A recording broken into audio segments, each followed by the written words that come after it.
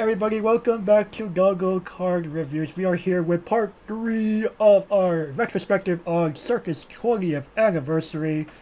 Welcome back, Gavin and Mike.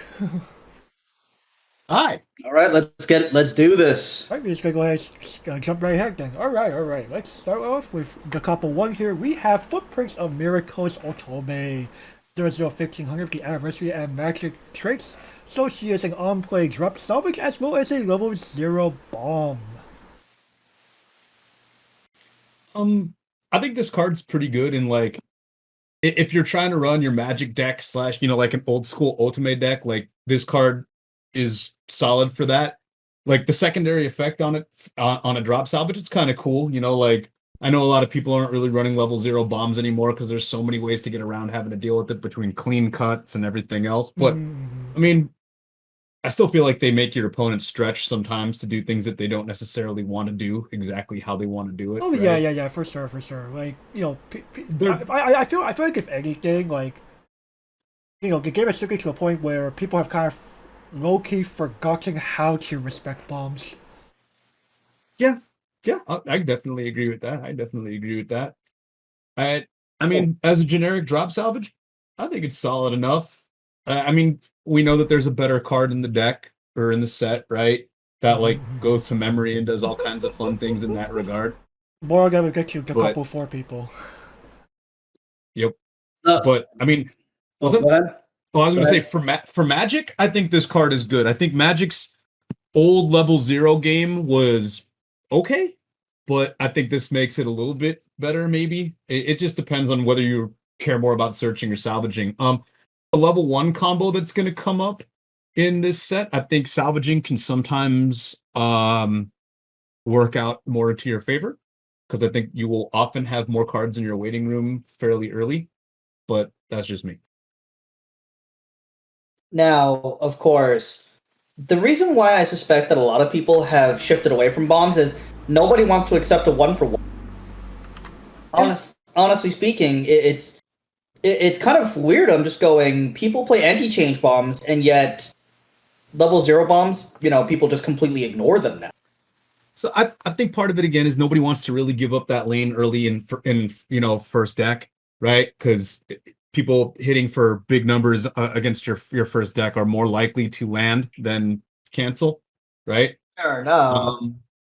But I do like what they've been doing where a lot of the bombs lately have been getting like solid secondary effects. Like you can play this for drop salvage and maybe somebody doesn't want you to bomb their level 0 that they're coming at you, so you get a virtual plus because of it for a turn, right? Like again, for the anniversary deck, I don't think this is good enough. For Magic, I think this is actually pretty solid. And I think if looking at this from the regards, because I know you guys look at things from the stance of limited, you draw this, you like autoplay this, right? Pretty much. Yeah. So limited and magic heavy would save this card more than anything. Now, of course, I can't, level with me here, gentlemen. I honestly am starting to think that cards that are level 0 on the board but have other, side benefits such as, being massive, honestly could take a lot of players by surprise and could see a big resurgence because honestly speaking, you're not beating it in terms of power, but a level 0 bomb could easily take care of it. But problem, most players are pretty much practically refuse to play level 0 bomb. Right, Yeah. not even like some of the pretty powerful non-red types we've been seeing in some titles.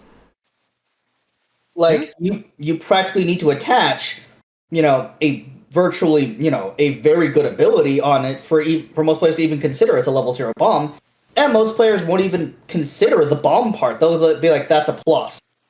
Yeah, that's not the primary reason why I play it. And I get that, and that's what makes this good in the Magic deck, right? Because the Magic deck has drop searchers and stuff like that. We talked about one of them in green that's really good, things like that. But because in my opinion, Magic kind of wants to, at least the Magic deck that I run, right? I run a Otome heavy Magic deck. Mhm. You're not really running green in it. Like mine. I'm basically running mine red yellow. Yeah, I could see a more red yellow heavy Magic deck for sure. Yeah, because like the green Magic deck, I think you run the level 1 on the 2 soul on the red 2 soul that we talked about on the green cast, but like you're gonna see some fun stuff coming up in this one too. I don't know. Again, I think this card is good for Magic. I don't think it's good for Anniversary. Fair enough. Fair enough. I don't think it's good enough in Anniversaries. Honestly speaking, you know what? Playable minus here. I'd say it's playable. I would give it a solid playable, and that's it. I think also when you're establishing it from the limited perspective that I think it's just very playable as well. Like the only place where it gets to belong is really like Anniversary good stuffs. But Magic,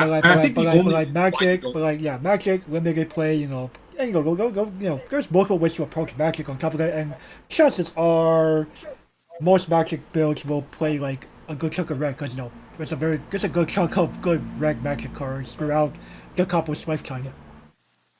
Yeah, and like I said, I think I run 2 of this card. Like it does what it needs to do. I see the merit. Yeah, fair enough. Actually, I was gonna bring up, you know, an excellent example of a very good card that happens to be a bomb. Shenlin from Assault Lily.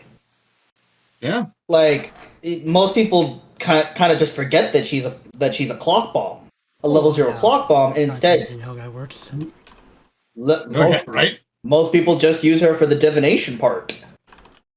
Going, well, I mean that clock bomb is useful at times, so don't scoff at it. Yeah. Yeah, I can feel it. And her being final power is next. also like very, very powerful against certain matchups. All right, yep. Moving on. Good luck, fucking good. I mean, you can sniper, but that's about it. Okay, Longing Student Council President Otome, 0025. This she cannot side, and she's a pitch CX salvage. I think, and so with these drop climax salvages, right? When they consider 2,500 power on these to be oversized, right? Because I think they feel that the drop climax salvage is a 1K. 1K, you know, neg effect. Yeah. I don't.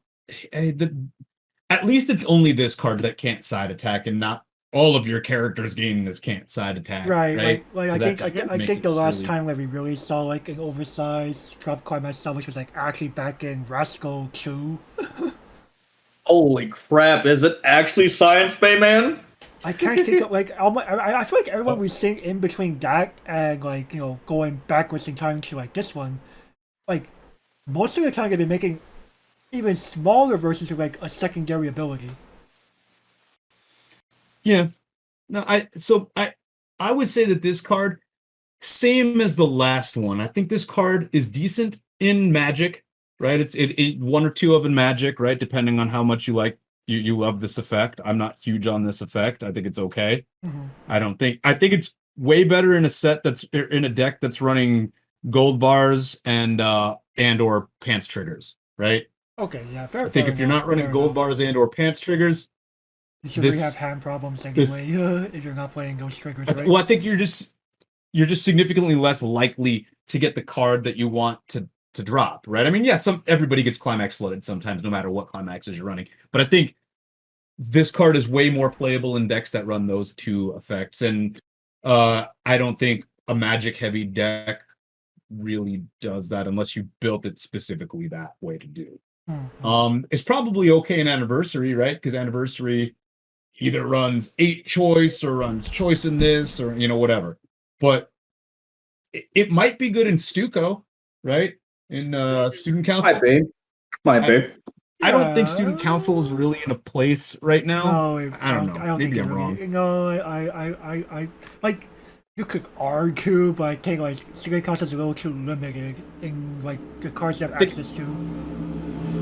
Student Council to me feels like newspaper minus, but again, that's I'm also an old newspaper player. I really don't blame you for putting it in that perspective. Yeah, and again, it might just be because I'm an old player that's like, yeah, man, newspaper, great deck, and maybe you know, newspaper probably isn't a great deck. I'm from that era too, you know. Like I said, like you know, in the last time we did Green, Like newspaper was the shit. Yeah, exactly. So I don't know. I rate this card, and you know, you see this card if you're looking at it from your limited perspective, you see this card in limited. Yeah, I mean it's playable. You It's don't not gonna make or mind, I break the game, I guess. don't think. Like you don't mind because with a title like this, actually, with like this being the Capo Dal Segno, something we actually kind of noticed is that for the most part, a lot of our zeros are tiny, Yep. Yeah, and because that's true. anything that's king and limited, its bulk, its size, its power. Oh yeah. Oh yeah. I can imagine that. Personally, I play one copy of this card. I'm actually looking at my deck. Yep. My magic deck runs one copy of this Right, card. like chances are, Um, like if you're playing the Capo, this is like one of your biggest moments you have access to, period, in your entire card pool. Yeah, pretty much. Unless we count Nemu, guys. Even with But- even with Nemos, it's No. only big for like the one turn. True. Yeah, I don't think I run any of this in my anniversary deck. I'm taking a look right now, but I know I run one of it, like I said in my Otome heavy magic deck. Right. And, that's definitely a Yeah, good place for that. I'm not seeing any room for this thing in the anniversary deck. You already have so many level zeros that you're trying to. You're not wrong. Again, this is like the biggest problem I've been seeing with like the anniversary deck in particular. So much of the decks like kind of like built for you that you just like run out of this thing called tech space versus most other neo standard titles. Yeah, like if you're playing the like, how does this card beat, you know, the on reverse clock self, send to memory top 4? How does this card beat the pay 1 send to memory top 3? How does this beat the clean cut? How does this beat the brainstorm? How does this beat the runner twin like how does this beat the drop salvage that sends itself to memory? Like you simply like argue this card because one, it's, again, like I said earlier, it's like one of the bulkier zeros you just have when you're playing this title, and two, this technically does fulfill a role that none of the other cards you mentioned don't. Like none of those are Sure. none of those are like free picks out of this except like yes, there's Sorange, but like Sorange you need to like actually do battle with her. Correct. Yeah. I think you just have better outs for your climaxes in this set, and we're gonna get to one of them soon. And in terms of limited, this is actually quite the staple. I would easily pick this up. Yeah. So I'm gonna go ahead and like give this a solid playable. Give me the playable on this one. Yeah, I would say this one is playable. It's not great. I'm gonna play a lot of other things over it, but if I see it, I'm not like upset. Right. And there are other decks that definitely run this effect a lot hotter. Okay, so I mean, I like. This is my red splash, man. This is my red splash. Right, there you go. Red splash. It's a very, very good reason to play red. Coming up right here. So, Mike, it's gonna be a 2-part. You're gonna take the first part. I'm gonna take the second part. Sure. All right. So, Justice Magician Otome. Ha ha ha. Auto climax combo. When Foresight of Happiness, which is a door trigger, the door is the better trigger for this. It is put in your climax area. If you have 4 or more anniversary magic or student council characters, choose up to 1 awkward days Otome or perfect affection Otome in your waiting room, add it to your hand, and this card gets 5k until end of turn. Also, auto change, pay 1, pitch 1 card from your hand, put this card into your memory at the beginning of your encore step. If this card is in rest, you may pay the cost. If you do, choose 1 awkward days Otome or perfect affection Otome in your waiting room and put it in this card's previous slot on the stage. Right, and This card, yeah, you go for the second card. Okay. All right, so we have perfect affection Otome. So 3295. This is in your front row. All of your anniversary magic and student council characters, including herself, get 1500 power. Continuous recollection. If you have 4 or more cards in your memory, she gets 1000 power and hexproof. And when her battle opponent becomes reversed on either turn, and you have 2 or more other anniversary magic or student council characters, including Bruce Rowe, that's a little difficult, which you make that a little easier. You may pay a cost of pay 2 stock and discard 1 card from your hand. If you do, burn 2 to your opponent. All right. So This card is the card that we typically see as essentially the equivalent of putting out your attrition finisher, I guess, in a lot of the anniversary decks. If you're not running level 3 Himari, right, you're running this card. I don't Right, think they right. fit in the same deck in my Oh opinion. no, But no. yeah, but this card, I run this in my Magic deck. I think this card is nuts. It also combos on like a shot or something, but I think the gate's way Yeah, better for the deck. right. Exactly. And this card was actually like this Justice Magician told me was like an actual card back in W09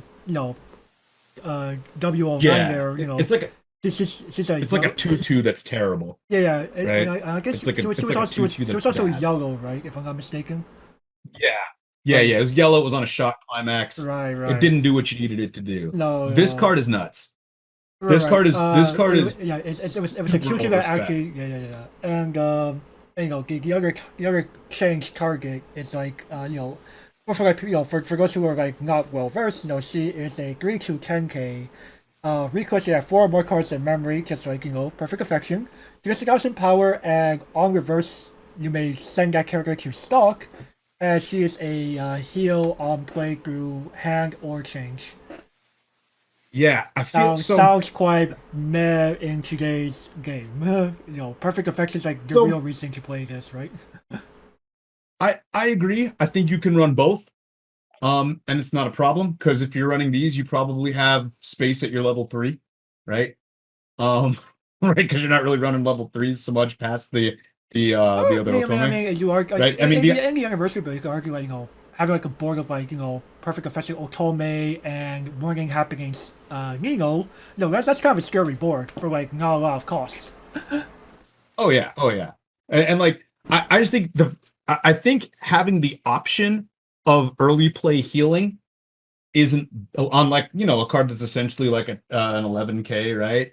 Isn't Yeah, bad. no, I it's not. think an early play, I think a free early play or a pay one early play heal, it isn't the worst thing in the world. And sometimes you need it. I think it gives you a little bit of reach. No, I don't think that's the card. That's the reason why you play this card so much. But I don't think running it as a No, 1 or a 2 of in the deck is bad. it's more a problem of I just feel like you're playing like I mean a magic sure, but if I'm not mistaken, Nigo's also magic, so Well, yeah. If you're playing it in anniversary, you can't really run that card because it's not an anniversary card, and so I was referring you may run into I'm, an issue. I'm like even in like magic, like just regular old magic, Nigo is also a magic if I'm not mistaken, so Sure, sure.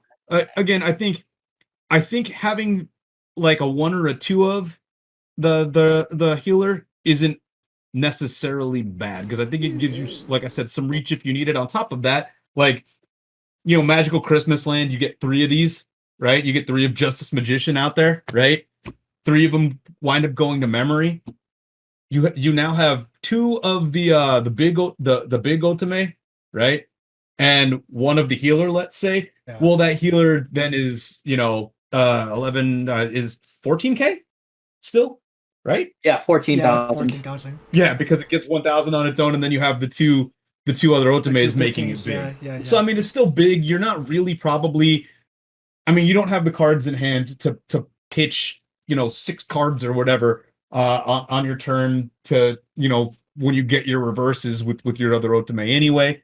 I don't think it's like I said. It just depends on how you're running your deck, how you feel like what you feel is necessary. For most people, like perfect affection becomes more of a chances are like if anything, you could argue that like perfect affection Otome, like if people were already playing anti early play bombs already, they're definitely playing them in response to perfect affection Otome. Sure, absolutely.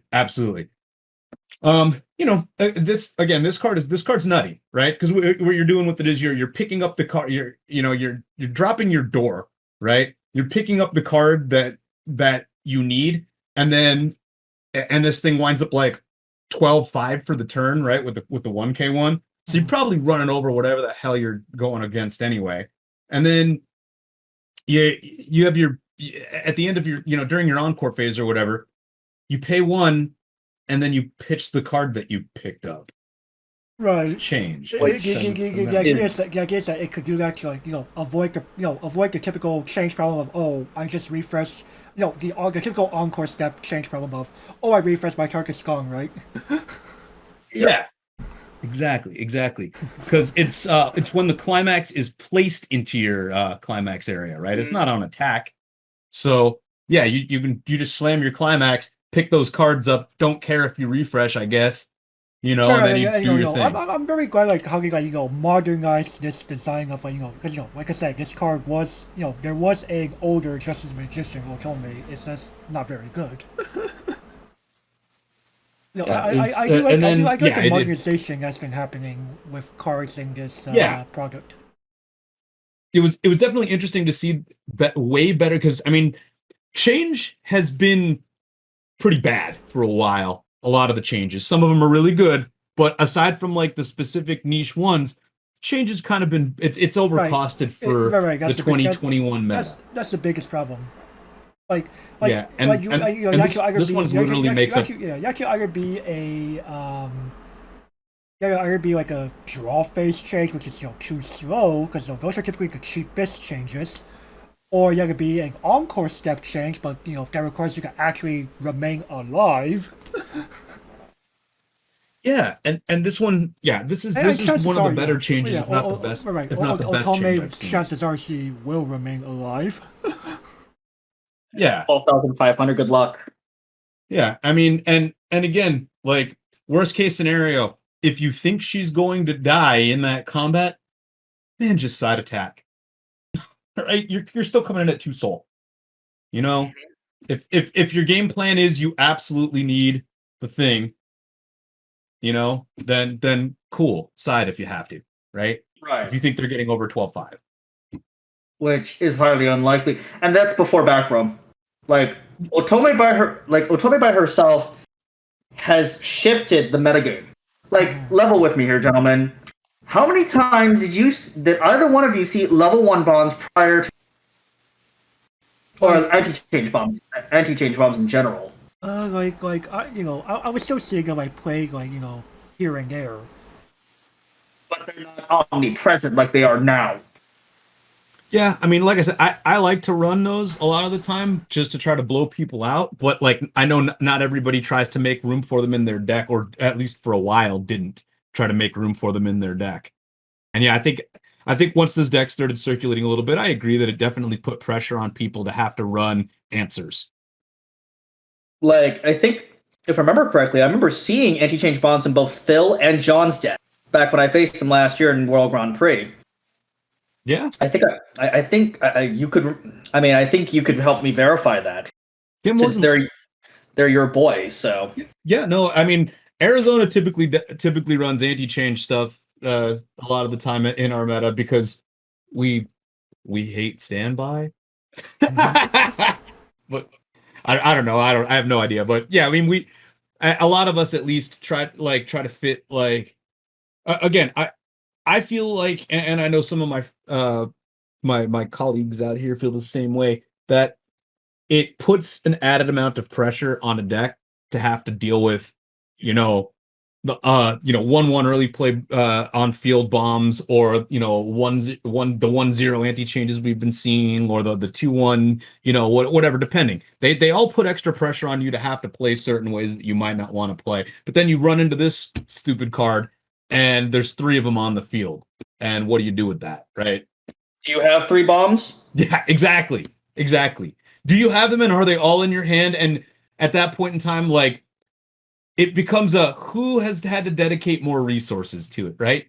Did they dedicate more resources? At that point, if half your hand is literally anti-change bombs, then I think I've won.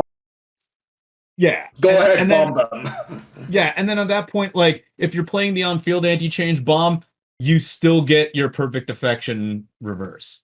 Correct. So, yeah, have fun getting burned. Yeah. So, yeah, I don't know.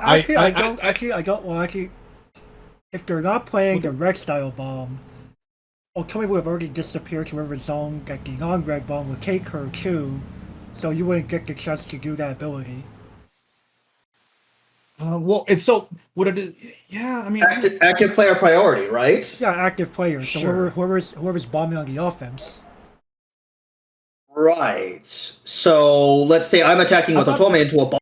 say If you're I attacking could be into wrong. a I bomb on know. the they're defending with a bomb. That's different.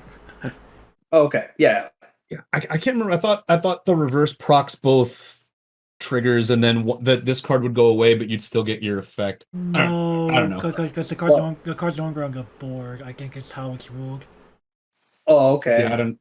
Well, It'd again, be kind of like, for example, like the interaction with like the level 1 Sisu combo from Slime. If you use a cost 0 clock bomb on that, and you're on the offensive, you kick she goes. her to Yeah, she goes away. You kick her the clock, but she will not be able to go to memory like she would normally do. Sure, but that's a changing of that card zone and not a damage effect proc. I don't know. I thought it was different with damage effect proc, but again, not something I fortunately have run into much out here. Well, Mike, you are the judge, so I'm not. I am in no means a judge. I am a rules advisor, and this is one of those ones where I'd be like, "Well, I don't know what to do here exactly." again, dude, somebody screams judge. Who comes in? Who comes running to the table? You. There are times. But just the same, one way or another, I think these cards are very much more than playable. I think these cards are Oh about yeah, as these for this set. these are like one of the reasons to like play this title. We If not, we don't even need limited. We don't need limited to save these. No. Yeah. No, what about limited? No, you're getting a rare, a climax rare, and a double rare. FR. Yeah, Also, no, it's Writing pretty. all of this. the chances Yeah, they're of pretty you awful. the chances of you having like a full board on top of that in limited of all formats, no. Well, where do you plan? Can I come? But yeah, I still gotta give like this package a playable plus. Oh yeah. Let's fucking go, boys! All the way, boys! So that's a Yeah, playable I plus think for, I think this is as good as it gets for this set. Like one of the cards that's I think this card is definitely because it's got so many different uses. Give her the fucking double, man. Let's Oh, go. like the package is the double or just the one card? Yeah, the package, just the package, boys. Yeah, I don't disagree. I think it does too much for the set. It does too much for two specific decks that are the big decks that you probably play in this set. A lot of the time. Yeah, I mean, Magic got a ton of help. It's crazy. Yeah. Anniversary is just wait, it's Capo is the best deck in the game. Has Always has been. Yeah, I don't know. I think these cards and like the fact that you can just run like even if you're not running the combo, you can just run a perfect affection Otome one or two of just to like help seize your victory at the end. You know? Right. I play her as a one of in my current deck. It is a climaxulous finisher, definitely. Yeah, I definitely use her as a one of in my anniversary deck. Yeah, no, not running the combo. that's still powerful. Yeah, I agree. I think this card's great. Right. Let's All right, keep going next. along here, yep. Oh, feeling happy Otome. So there's 1035.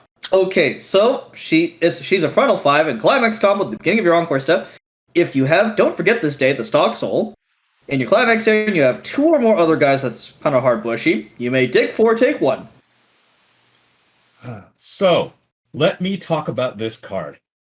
This card has 2 other climaxes of the same name that work on it, and one of them is a +2 soul. Oh Lord.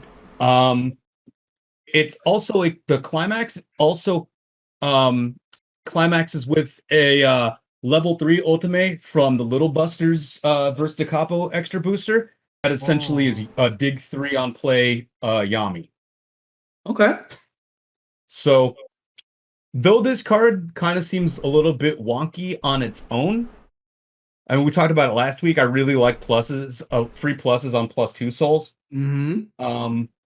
The ability to get 2, it's also 3, even 4 of this. And it's also the fact that you could probably the fact that you're playing like whatever version of Don't Forget to Stay you're playing and like your level 1 actual combo or something, right? Yeah, exactly. In my magic deck, in my ultimate magic deck, I run this and the level 3 because they combo off the same card. I run the 2-soul. It's an old promo, so it's kind of hard to get and it's kind of expensive. Okay, so we're right a little Buster's problem. A little bit. It's not that bad, but a little bit. And I mean, it's for the same kind of effect, though, right? It's a free plus on a 2-soul on a card that's too small to do anything on its own otherwise, right? Because I think their idea was, well, you put this in the back row and you get 2 of them and they don't need to do anything, but that's not how I play it.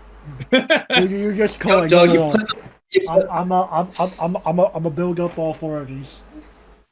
Yeah, you drop 4 of these, drop the 2-soul, have fun, like, you know, let them kill you on the backswing and not care because you probably pushed them to like level 2 anyway. Gentlemen, that plus 2-soul is $50. Yeah, I have 4 of them. So it's about as bad as the Little Busters plus 2-soul. These days, I guess it's probably a little bit easier to get. Maybe they're sold out on UT currently. Yeah, I don't know. Like I said, I had them a long time ago, and just because I like collecting dumb promos sometimes, and then I definitely used them with the level 3 from the Little Busters versus Capo set. And then when I saw this and it's on the same climax, I was like, "Oh, I'm wow!" I'm pretty sure this card was. I'm pretty sure it's mainly this card that would have caused the price jump versus like just a level 3. Yeah, probably. Yeah, and the scarcity of the yellow. It's a yellow plus 2-soul, but the level 3 from the other set is also a yellow. Right. Like I said, she's an on-play dig 3 and Yami ability effect. Yami ability on plus 2-soul we've seen from Puyo can be really fun sometimes. It's Arlay, basically. Yeah, it has its moments where it's that way. And so, again, that only works, though, in the Magic deck. It does not work in the Anniversary deck. Oh, no. Because it's not an Anniversary trade, it's Magic. So I feel like if you're running Magic, this card's nutty. This card's really nutty. Especially because it's at Encore phase, right? Mm-hmm. Mm-hmm. So, like, you're like, cool. Slam the 2-soul. Maybe you get 2 of them out. Maybe you got 3. Maybe you got 4 of this stupid card out. You're side attacking. You're doing your thing. You're trying to land damage. And then you go, all right, rad. What do I need to do to refresh real quick here? Pretty much. Hey, Let me mill cards. Name of the game has now become Gala First Deck ASAP. Yeah, and that's why I said that drop salvage in Magic has some solid implications in the Magic deck, because with this, if you're running this card, if you didn't get to refresh, you have so much in your waiting room at that point, right? That it sort of just allows you to choose whatever you want. I don't know. Right. I think this card's switching gears to a limited. This is one of your easy to find, boys. Easier climax combos to find. It's like uncommon character and a climax common. And that stock soul is really going to help you in limited because, man, getting extra stock is pretty good. And it's also it's just 500 that also does the combo. Stonks. Yeah, it's an assist, which is kind of cool. Like I don't know. I think it's great. I think this card is really good. This card is playable. Yeah, Mike changed my mind. I was originally going to give this nothing hard a playable minus, but Mike persuaded me. I was originally going to niche this, dude. I was like, yeah, again, I think for the Magic deck, this is the play for the level 1. If you're running the Magic deck, especially like I said, the Ultimate Heavy Magic deck, I think this card's the play. So I'm gonna rate it definitely it's something above playable, at least. I think it's actually all right. So you want to give it playable plus? Yeah. All right, fair enough.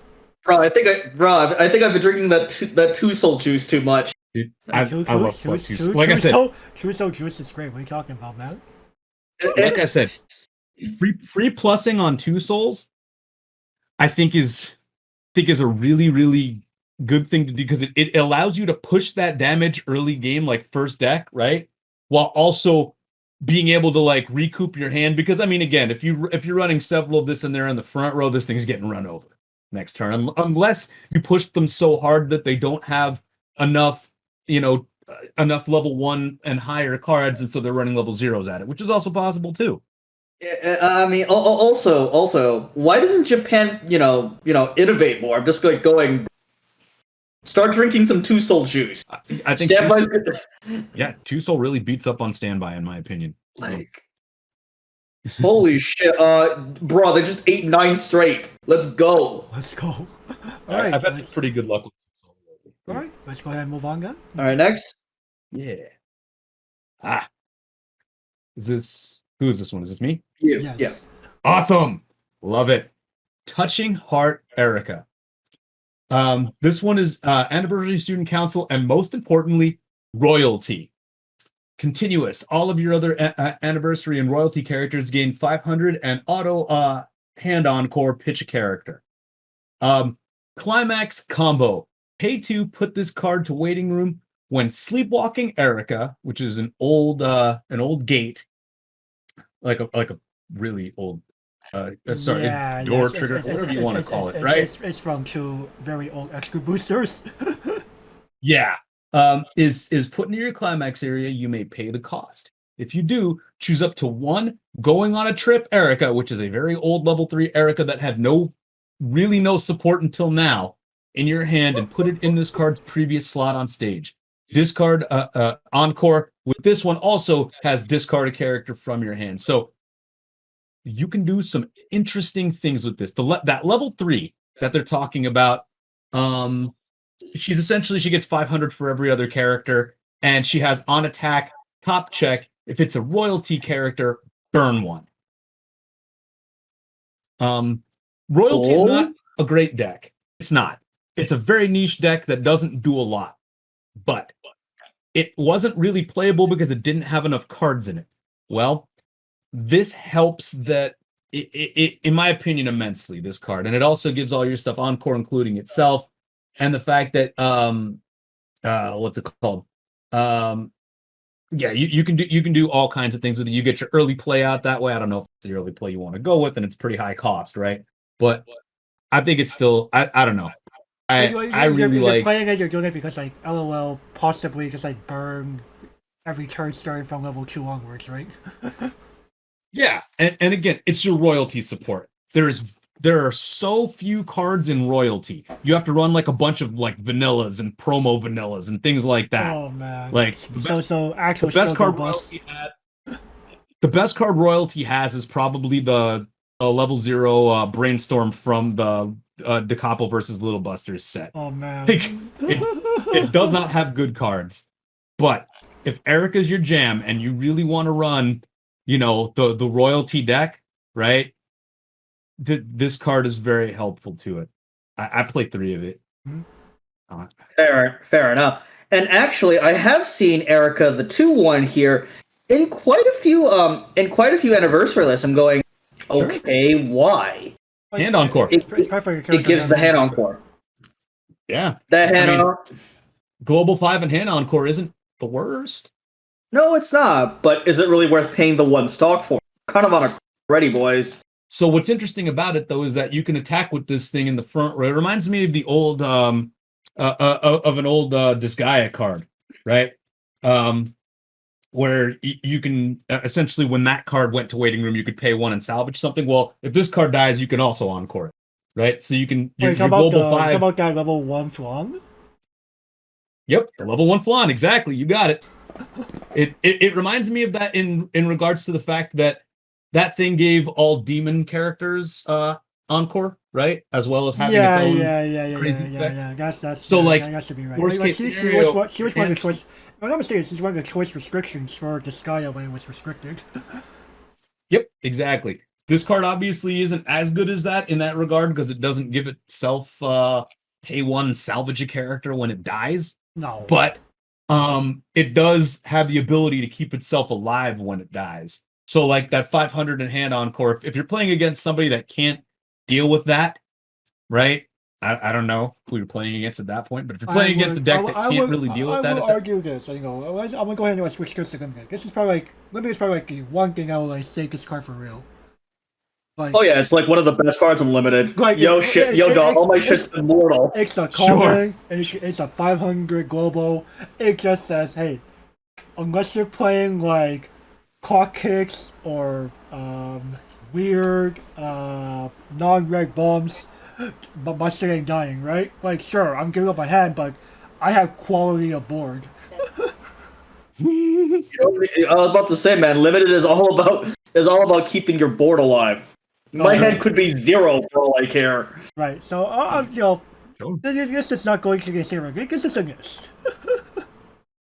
Yeah, I would say this is niche playable. It's niche playable in, again, if you're like Right, really excited about. royalty fans rejoice. Yeah, I was stoked because I had the old royalty cards, and I was okay. and the dumb old Erica sleeves from Oh, DC2, man, and I was like, Erica Sweets, the Scotch got the swag. yep. I was like, all right, cool, here we go. Like finally, now my stupid level 0 promo vanillas matter. Give this to niche. Yeah, I Somebody other than me was really excited when they got Erica support, right? Like, there's got to be at least one other. I could imagine, like, the 13 royalty fans that are out there in the world, right? Yeah. right.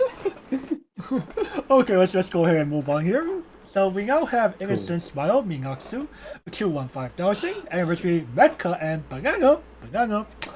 So season 1 was this. And it also has the act, discard 1 of your hand, rest 2 of your characters, summon a level 0 or lower Anniversary, Mecha, or Chairman character from your waiting room. Why in the Sam Hill would I want to salvage a level stage? Let me explain why. Oh boy, here we go, history lessons. So, well, I mean, it's not much of that. It's so I run the Mecha Banana deck. I own that deck. Let's go. Manatsu's, like we talked about it last week. Manatsu's my favorite character in Capo, best girl, best robot, whatever. She's the background of my laptop. Oh, gotcha. Respect. This card gave that what's it called, the level assist, which is rad, right? Because we didn't have too much good in the way of that property. But the pitch a card, because it's pitch a card, not a character, from your hand. Rest 2 of your characters, choose 1 level 0 lower card, and put it onto the slot. Well, a couple of reasons why you might need that. One, if you're playing the Mecha Banana deck, you really have no way to get cards in hand. Like, you run out of cards pretty quick, is what I'm saying there. Like, your level 1 combo is silly, doesn't really do what you want it to do. Your level 3 combo is from the new set, but it's in yellow. But you don't have the way to really keep field very well or get cards where you need them to be. So this allows you to pop something else on field. Like, if you really wanted to, maybe the level 0 brainstorm that's a spammable brainstorm. You can put the clean cut on the stage, right? I believe is the clean. I think the clean cut, does it only hit Mecha and Banana, or I thought the clean cut was Banana also, right? Clean cut is banana, yes. Yeah. So you Anniversary, can Magic, and Banana. There's another card. There's a level 0 from an old set that is a climax combo with that has an implication with the level 3 Banana from this set that does some things. So there's level 0s that are like not great, but maybe worth having. Does that make sense? Mm-hmm. So I feel like the reason why this card is helpful is because of the fact that you can't really get other cards. There's also some kind of, I believe, off the top of my head, I'm trying to remember what it does. There's a level 0 from the Little Busters DeCapo set that's essentially like a on Death Ricky or something like that, or maybe it's a Krista. I don't remember exactly, for like Mecha and Banana. So there are some level 0s that can really help you out, and otherwise, man, sometimes you just need to get the climax out of your hand and put a character on stage. Fair enough. Okay. Or you have the 2-5 event. Okay. I have a bad copy of there's a bad 2-5 event from way back when, and maybe you have that in your hand and you're like, I don't really want this right now. Or the 2-1 event, which is actually pretty solid. I don't want this in my hand right now. I need to attack with something. Okay, fair enough. Okay. Moving over to limited. It's a level assist. So limited is a common. It's a level assist.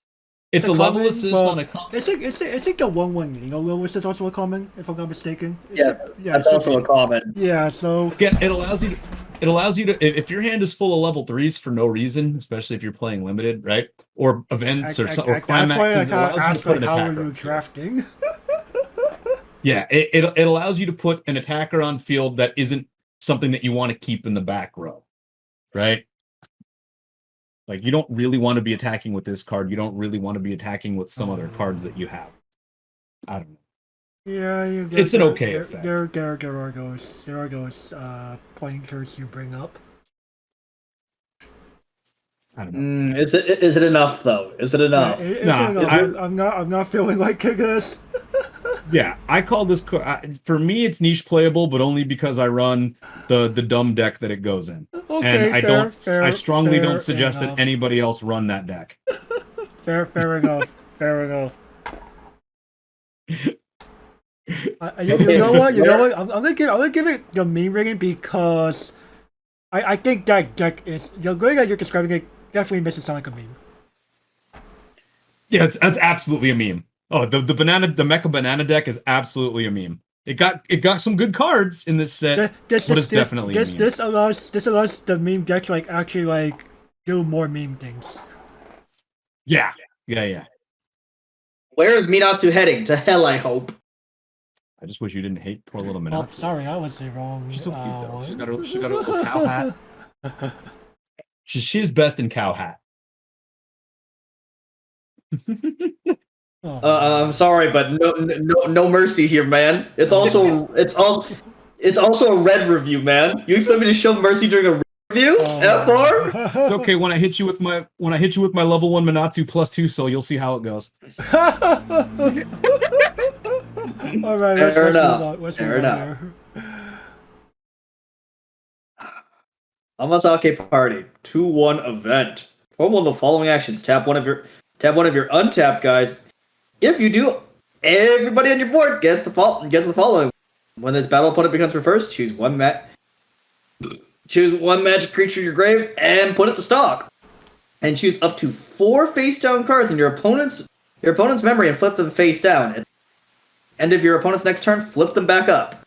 I forgot to put the other art on this, but I was a little lazy. I'll be honest, people. There's a heat wave going on here where I live. It's not been pretty. Heat wave. I feel you. In Arizona, we got up to 118 degrees today. 115 here, so yeah, we're all in the Wild West, and it's all 3 of us, and it's bad. I'm not mistaken. You're in Arizona. I think a recent wildfire happened.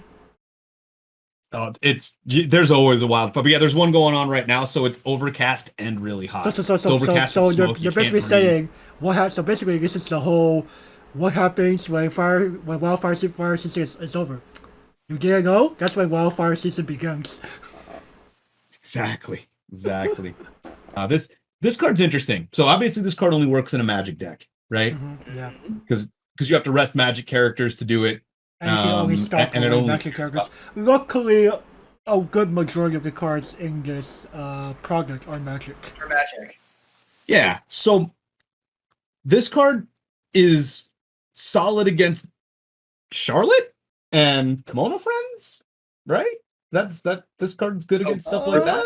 Realistically, only Charlotte. Yeah, Charlotte.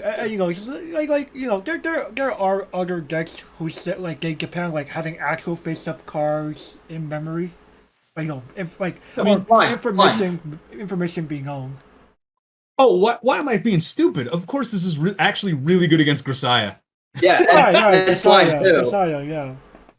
Grisaya, Slime, and Charlotte. Yeah, Grisaya, Slime, Charlotte. I still say Kimono Friends. Technically, you could argue Kami-sama as well, right? Because some of their cards check specifically for something, and some of them check this card is. You basically forgive me for saying this, but you cook Gehenna level 3 combo because there are no names to be found. Yeah, this card punches that card in the face.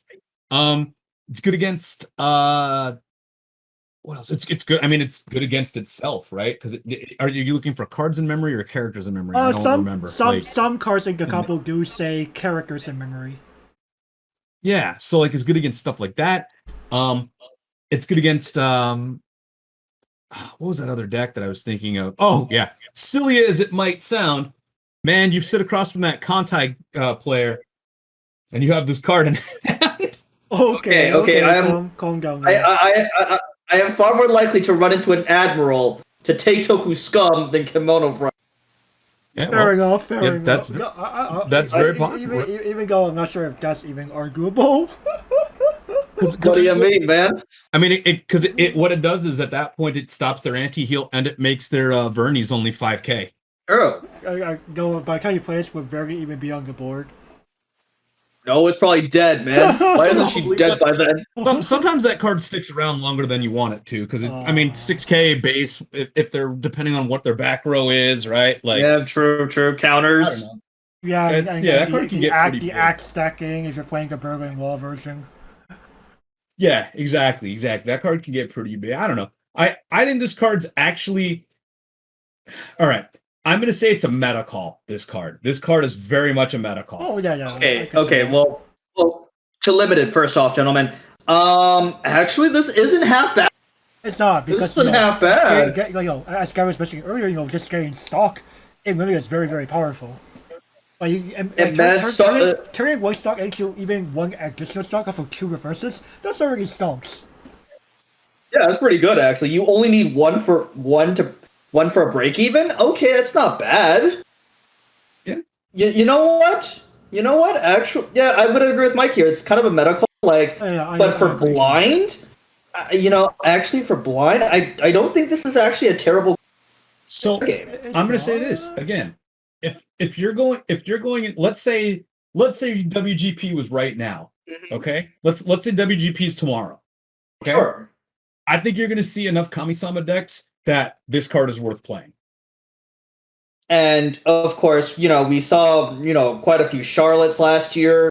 This is still running around. You know what? Something we need to keep in mind here, we're only about 2 months away from Grisalia 2. Right. Yeah. And chances are they're not going to diverge away from what they established in Grisalia 1.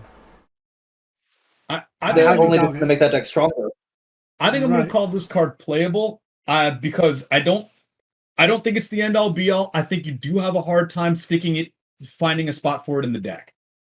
Yeah, in the Magic deck. I'll be a little hesitant. I'm going to say it's a playable minus. 1 is a mega call, 2 space.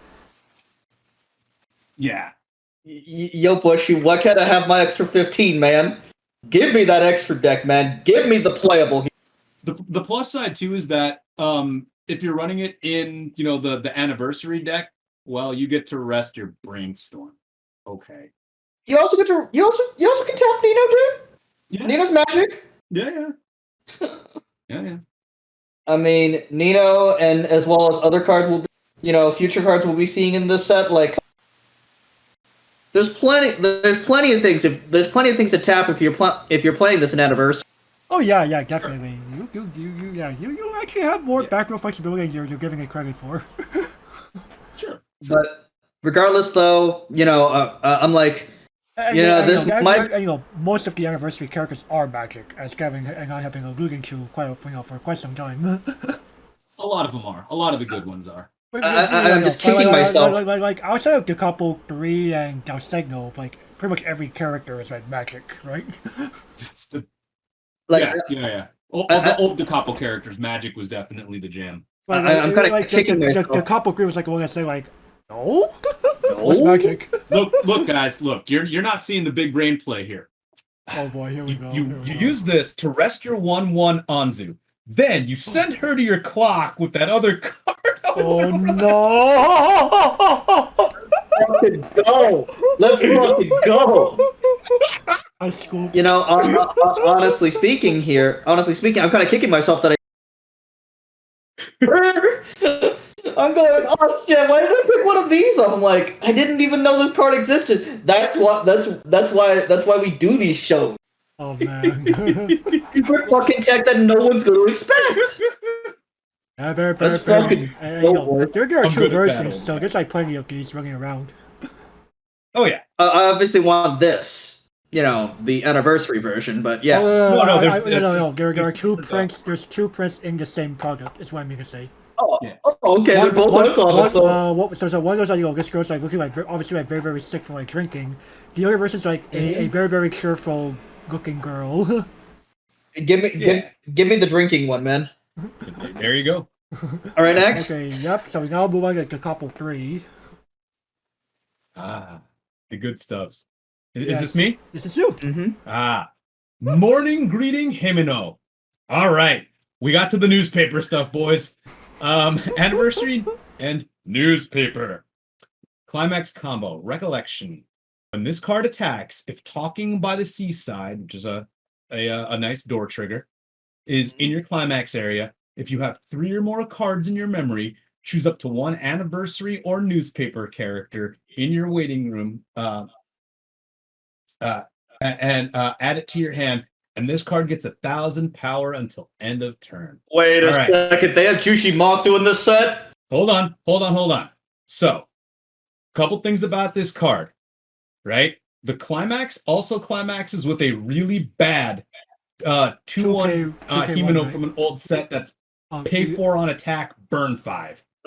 Oh, no. And you can use it with a top of your deck stocks. Never stock mind. plus. I got Yes, blind stock stalking. Let's go.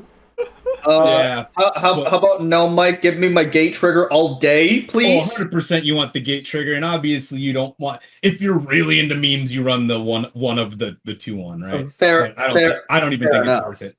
Fair But- enough. I guess the problem And I is, love memes. while Gavin's like, oh yeah, there's Jushimatsu. There is like one slight problem. There's no guarantee by the time you hit level 1 that you have those 3 cards in memory. Right. Now, in newspaper, you probably do. But like newspaper has so many cards that go to memory. So many. And I mean, I guess if you're running it in anniversary too, it's not the worst, right? Right. But where things get weird about this, all right? So again, I don't think this is the best card to run at level 1, especially in red in an anniversary set if you're trying to run it. So you're looking at it in the newspaper. Yes, I see it more as capacity. newspaper. I agree with Mike. I see it more as newspaper support. Your other 1-0 newspaper is probably your other climax combo, the old one, where you just on stock soul 5k on attack. You get to salvage a level of a character for what's in your memory, is probably where you want to be instead. However, there's no that okay. We're talking about the old Rika. Unless you're We're talking about the Rika combo from. Yeah. The one with the 2 Rikas on it. Okay. I think that's the better combo, but this is where things get weird. So that Rika also combos with a card that you went over in the yellow set, right? Yes, that climax. Go with you. That's what I remember. So if you're running that as your level 3 climax combo instead of the Charles in newspaper, right? Because Charles is the place of climax, pay 3, 2 characters get burn 1 on attack. Oh, if you're running also that, known as the build your own Marika infamous combo. It does. Absolutely. If you're not running that level 3 package though, because it's a lot of cards, right? If you're not running that level 3 package, you can I know this is silly and people are against this, but you can absolutely run 2 level 1 combos in this deck. I could see the merit. This because there's no other level 3 combo. The level 3 combo that you're running is the one from from this set, right? Which is runs on the same. So unless you want to run empty pants trigger, right? Like you probably want a gate in your deck. So if you're looking at it from that perspective, you can totally run 2 level 1 newspaper combos. Am I saying that's where to be? No, I'm not saying that. I'm not saying it's not where to be. Maybe newspaper's weird now. I don't know what to do with the stupid deck. I don't blame you. It's the fact that like newspapers, earlier on, it was like kind of like overly supported, and now you're just like the point of, well, okay, I got some more goodies in Little Bushes versus the Capo. I got some more goodies here in Circus 20th Anniversary. But where do these cards tell me to go, right? Right. And now, and I know I keep talking about like this. newspaper low key feels like, I have all this shit, but I don't know what to do with it. Problem. Exactly. First world problems, right? I know I keep talking about this format, and maybe no one else cares, but if you're playing Himino Waifu, this card is exactly where you want to be, right? Fair enough. Actually, I can see it. Right? Because I think there's a bunch of Himino cards that go does to have memory. good cards from previous products. Yeah. You could always run what I used to call the Himino cannon, which is this really bad 2-1 where you can only have 2 cards in your front row. You place this climax, pitch a card, and burn 5. Oh no! Dude, please do not give me Sengoku Basara Vietnam War style flashbacks. Oh yeah, it's definitely the Basara style. I love that deck. I shouldn't have sold that deck. Sengoku Basara, I remember Date. Masumune Date, man. I should not have sold that deck a million years ago when I did. I mean, literally, those cages by there goes not like this. literally, man. Sengoku Basara is one of the The problem is that it's antiquated as fuck, and literally, if that 2K one was a bloody pants, okay, we could do something. Too bad was invented before we knew what this thing called pants were. Right. True. I mean, hell, man.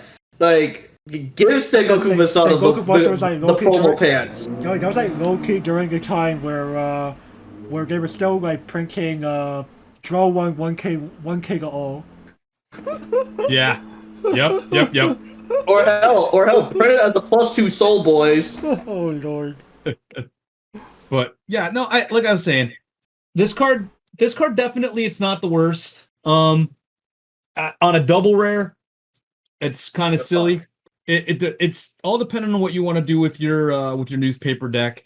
If your newspaper deck is, one that you think if you like this card better than the old Rika, or if you don't want to pay all the money because I think that old Rika and her climax are like horrifically expensive, right? Actually, I can price check that right now. Yeah, let's have Gavin here do that while I take a swig of water here to stay hydrated. Yeah. From the old Capo Dal Segno set, right? Yeah, let me go ahead. I swear I was just looking at it. Like, yeah, it's the Seitokai. It's from Seitokai. Yeah, it's Seitokai and newspaper. Yeah, it's from DC. It's from DC3 number 91. It's okay. It's the card is it's from the Capo Dal Segno set. That's let me see if I can. Yeah. Here it is. Dal Segno and DC3. DC3 with you. Yep. Here it is.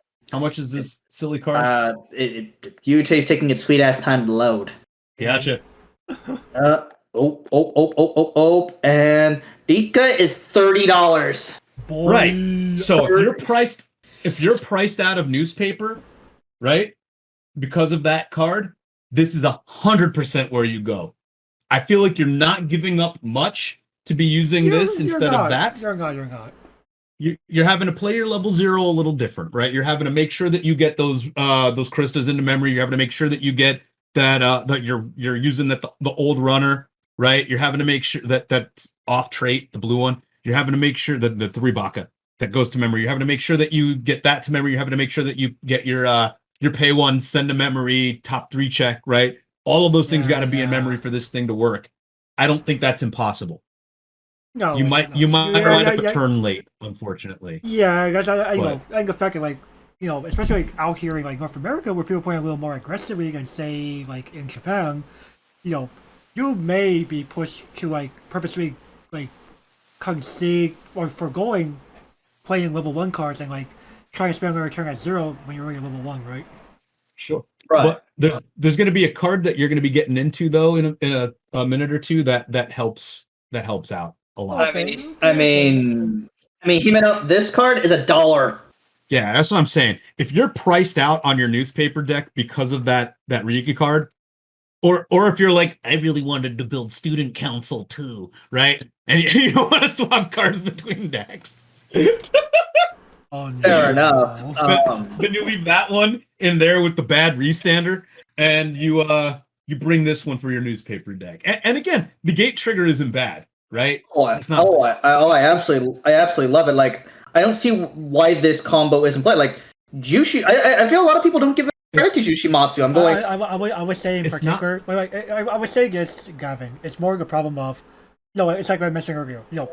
If you simply had more turns to set up, you would be fine. But the fact of the matter is, people are playing more aggressively, and it's very easy to just hit level 1 like by the time by your second turn. Yeah, I think that because of the fact that the setup is a little bit rough on this, obviously Reek is the better choice. But again, if you're priced out and don't want to spend $120 plus, I think the climax is even expensive on that one. Well, if you're playing the With You from Anniversary, it's cheaper. It's 30 cents. But if you're playing the original, let's look. Pricing 500 yen per. I mean, it literally is $30 for the Vita. I'm like, what the hell? Oh, it's also silly because I think there's a triple R version of that Climax or something that's horrifically expensive and really funny. So the original stock soul is $1.50. Okay. Oh, and the foil, Mike, is $100. Yeah, exactly.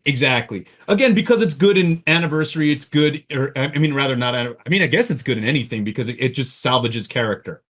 It doesn't care. It's a check for trait. Yeah, you can really play it in just about anything you want, as long as your other stuff doesn't care that much about trades. Gentlemen, no, it does check for trade, actually. Is it only newspaper and Sedokai? Yes, newspaper student council only. Oh, wow. Oh, no. Not even as good as I thought it was. But still, newspaper is a very big trait. Yeah, people do still love the newspaper deck. I still have mine. I can't believe that it's like a $300 deck now because of that stupid card. But yeah, instead of paying, again, $105 for that setup, you can pay $5 for this one. Literally, it's and so it's $100 less for the climax. Basically, $125 versus $125. You need to work a little harder, but you still get pretty well rewarded if you do work harder. In that capacity, I'm gonna call it, because it's not good in anything else, right? It's not. I don't think it's really great. I think not that it's not great. If this was the only level 1 that plussed for free in this set, I'd say it's usable. Because this set has so many cards that yellow and green have shown as very usable level 1 combos already. Yeah, I think this card is playable, and that's it. I think this card could have been a lot better if it was the necessity. I will call it playable. Okay, we'll get limited here. Double R plus Climax Rare, No, this is unplayable and limited. No way. Yeah, unplayable and limited. Trying to have all that stuff in memory and nah. It gets that problem. I mean, the memory is a big restriction here because, like we said before, outside of a small number of low rarity cards, a lot of your memory enablers are R plus. Yeah. And guess what? You know what? I'm gonna be overly harsh. This is probably the worst rating I've given you. Give Himeno the niche here. Hey, I think that's still fair. I would give it a playable minus. I don't disagree with that. I'll give it a playable minus, not being in the middle of the both of you. It's still serviceable, but it's the problem of if your meta's overly fast, you'll definitely see less success. But if your meta's a little slower, you probably do have the time to enable this. And it's not. What it boils down to is it's not grocery kind. There are better cards that you can play in both decks that it goes in, but it serves its purpose in one of those decks by being $120 less expensive. And that's a fair point. It's a relatively strong budget alternative, so to say, right? Yeah, absolutely. So Time Capsule Rika, level 3, 2 costs, 9,000 power, Anniversary Newspaper Student Council. You have 2 or 3 requirements in your waiting room. She gets level -1 in your hand, so get gold standard. She gets power plus 1,000 for each of your other Anniversary, Newspaper, and Student Council characters in your back row, and she's an on-play heal. I think this is so. I think this is one of the easier to slot in newspaper cards that came in this set because I think you can use this in anniversary if you want to. Oh yeah, right. And And a lot of decks it's appreciate this. Like anniversary newspaper.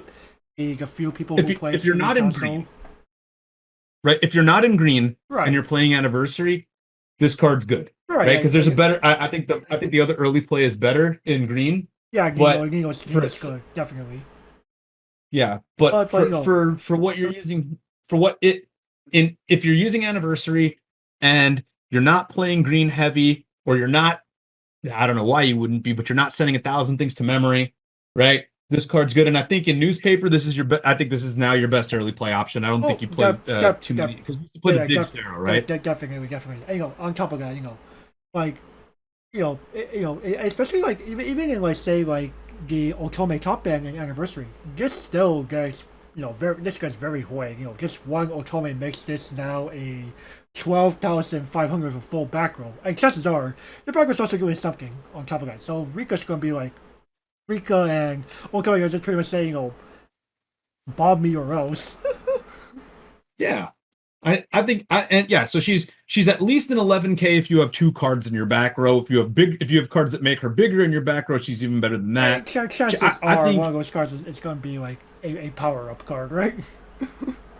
I think this card probably takes. So in my opinion, okay, this card either takes the place of the early play Sara, right, which was just a dig, right, or it takes the place of the Himeno healer that is isn't that one like a pitch to heal the stock or something?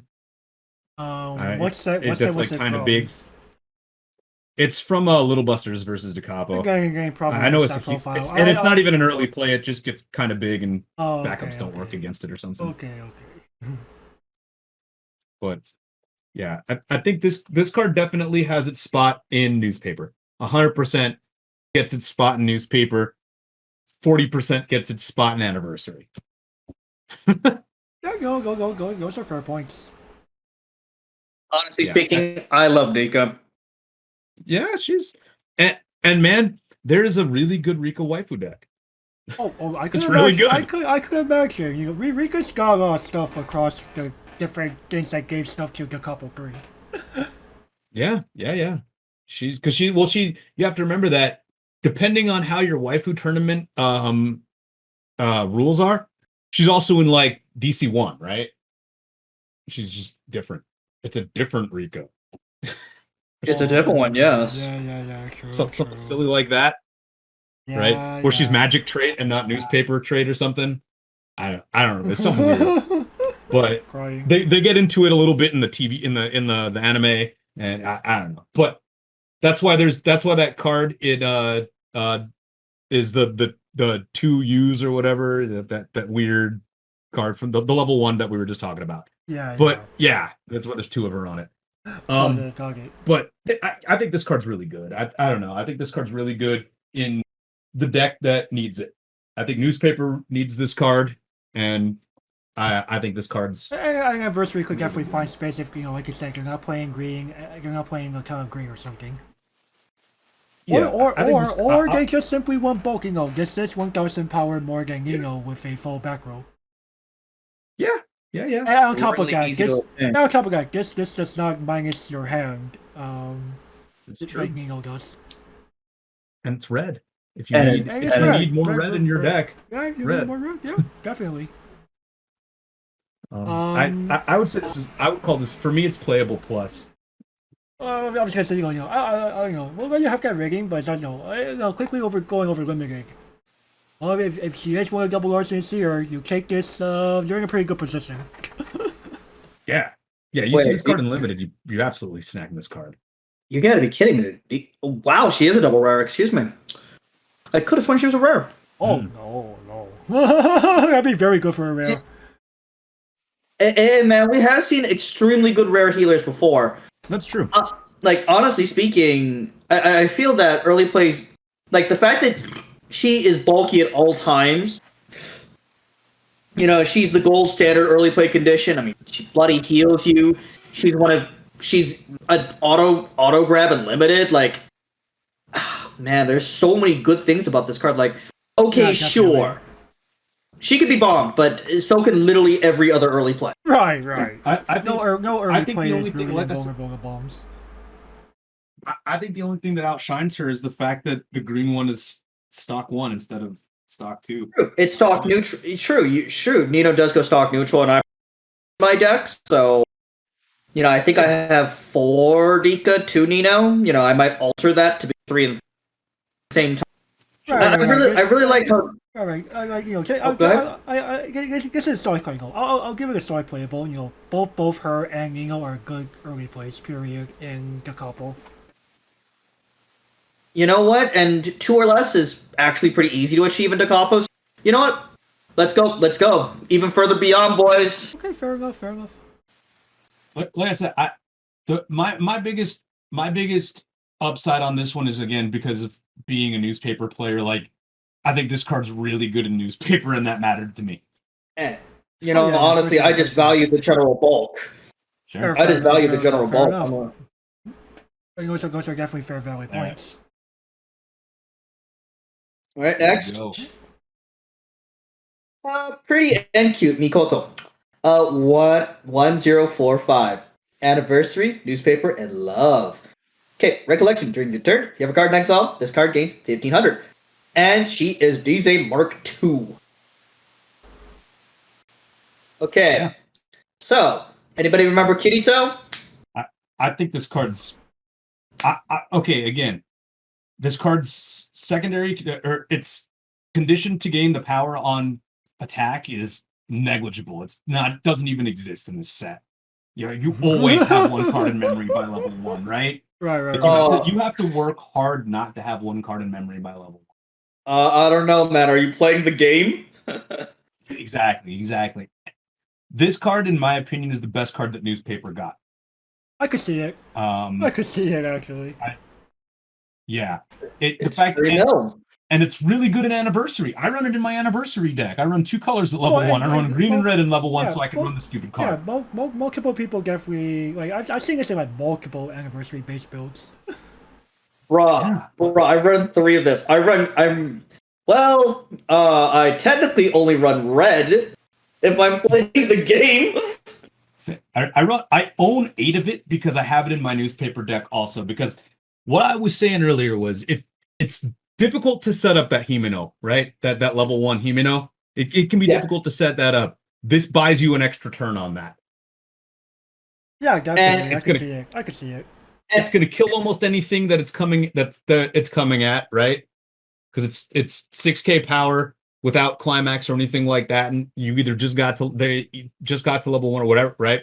So if you're at that point, and if people don't, like, opponents don't necessarily want to kill this thing to allow you to either mill through your deck or find the card that maybe you're looking for, right? Fair enough, man. That's a virtual plus. Go ahead, don't kill this. Don't kill. Yeah, and it's like, there's an argument, well, good players don't care or bad players do this, and I don't think it's that. I think it has to do with deck states and everything else. I think it has to do with time in the game, and sometimes this card will buy you a turn. If you have several of this, it'll buy you a turn to set up for that Himeno if you're doing that. It's really good alongside 5k Rika in newspaper, and it's really good as a secondary attacker at 6k, in the anniversary deck. I mean, I'm technically 2 colors at level 1. More like I'm mono red at level 1. Yeah, you can be. I also think this card is a snap take in limited. I think this card is a snap take in limited. Honestly speaking, it's hard. It'd be hard to beat this. Like, you need some Mika. Yeah, like this card gives you a powerful attacker more than likely, because in limited you probably can get 1 card to memory. Right? Oh yeah, it's not hard. And it gives you a powerful attacker, and again, that mill selection after it dies. Like, do I need to mill out? Do I need to do this? Do I need to kick climax out of my hand? What do I need to do here?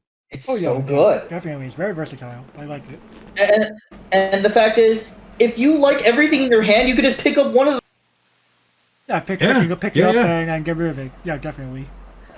Always Exactly. it's always a valid play. You give your opponent 0 information. You just mill 3 cards for 0 free. Like, what's there not to like about this? Yeah, go ahead. If they side attacked it because they don't want you doing that, cool. You have a 6K attacker again for the next turn. Wonderful. Cool. Thanks for the virtual plus. At that point, I asked him, why?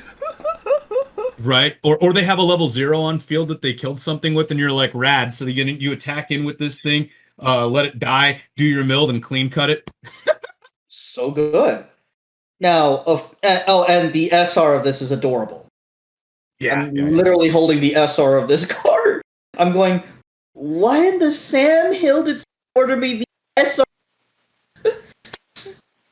Oh, whatever. I paid an extra $1.50 for it, and it's like, you know what? I the normal one. And the fact is that, okay, this is a solid attacker. This is a great bridge. This is better than the Daisy from Green, in my opinion. Like, okay, you realistically only play that card if you absolutely value the Daisy at level 0. And or Green Splash, right? And or Green Splash. But again, I think the I have to find her again in my deck, but I'm looking through my deck right now. I mean, Sorane and Hazuki are good Green Splashes as well. So, again, you have plenty of good Green Splash at level 0, in my opinion. So, Mikoto has just... I haven't had much playtime with her, but, at the same time, those of you who know me personally know I haven't been playing any of my real decks for, like, weeks. And I've been kind of itching to get back to playing my... Yeah, I kind of... I recently upgraded my Capo. Yeah, I want Mikoto because she's an amazing card. I don't know why I didn't originally pick her for my deck, and I'm going, this and another card in red make me, you know what? Another card we'll be seeing later. You know what? Yep. Holy crap, red is amazing, especially at 1. And you know what? Let's kick it up. We're going even further beyond, man. Yeah, I think this card's about as high of a rating as you can give a card for this set, in my opinion. Oh. Like, I think it's very much worth it because you can play it in just about any deck. Yeah, I could. As far as the I anniversary decks go. I don't have much choice. Solid 6K beat stick that also does the thing. I can't believe. Well, again, I've been calling Da Capo the best set in the game for a reason. Right, cards like this, it's a very good standalone card. Like, geez, okay, sure. It only retrieves anniversary deck. Let's go, boys. This can get anything. Right. And, newspaper, like Mike was saying, newspaper definitely appreciated this. Yeah, it's. I think it's your best secondary. I think you play probably 4 of whatever level 1 you choose, 3 of this, and maybe 2 of the bomb.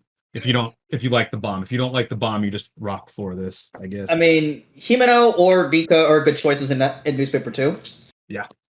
I think this card's valid in that. All right, next, Mike. Okay, we. Yep. What do we got? Let's stay together for the rest of our lives, Mikoto. All right, so anniversary newspaper again, and love. Put 1 card from your hand to clock. When this card is put to the waiting room for your stage, you may pay the cost. If you do, search your deck for up to 1 anniversary or newspaper character, reveal it, add it to your hand, and shuffle your deck. On act, put 1 anniversary or newspaper character from your hand to clock. Rest this card. Choose 1 character in your clock and add it to hand. This card's very interesting. This card's really, really good at getting you up levels if you need to get up levels, that's for sure. There's that. There's also some interesting interactions with this as well. Not a lot of good ones. I mean, it allows you to put that Anzu from your hand into... No, it doesn't. into clock. No, it doesn't. To put 1 card from your hand to clock. Sure it does. Wait. Yeah, technically it does, yeah. Yeah, I mean, you never want to play this. Her traits are not correct. No. It only affects the tutor, dude. Yeah, I'm talking the on death thing. Oh, the on death thing. not the act. Okay. Yeah. Not the act. God But definitely. You're that's never gonna do that's that. definitely a weird. That's definitely a weird way to set it up. I'll just say that. Why That's the not? worst way to set it up, right? Why don't you just walk onto to begin with, man? Yeah, but no, for real though, this card gives you some reach. It's like a virtual Ricky, I guess, kind of on It, death, right? Kind of. kind of, but you have to It call the doesn't. card from your hand. Yeah, it doesn't plus you, It's more yeah right? it's more way to like pseudo drop search without paying a stock.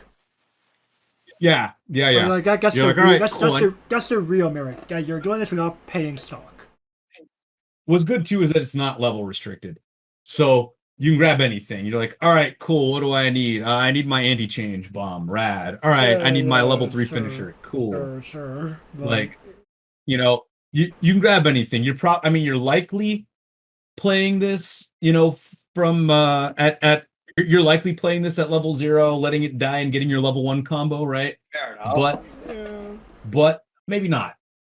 And the secondary effect isn't the I'd worst. argue like in newspaper decks like you said we especially if you're forced to like play like one ingredient Himeno, you kind of just don't have the space for this. Yeah. The biggest problem with this card again is there's where do you put this card? You don't want to be running this card in newspaper. You want to be if you're running a Ricky effect, you want to be running the Rika, right? The old Rika that goes to memory. Yeah. And it sure as hell ain't going in anniversary. No. You're Yeah, sure? very very neat.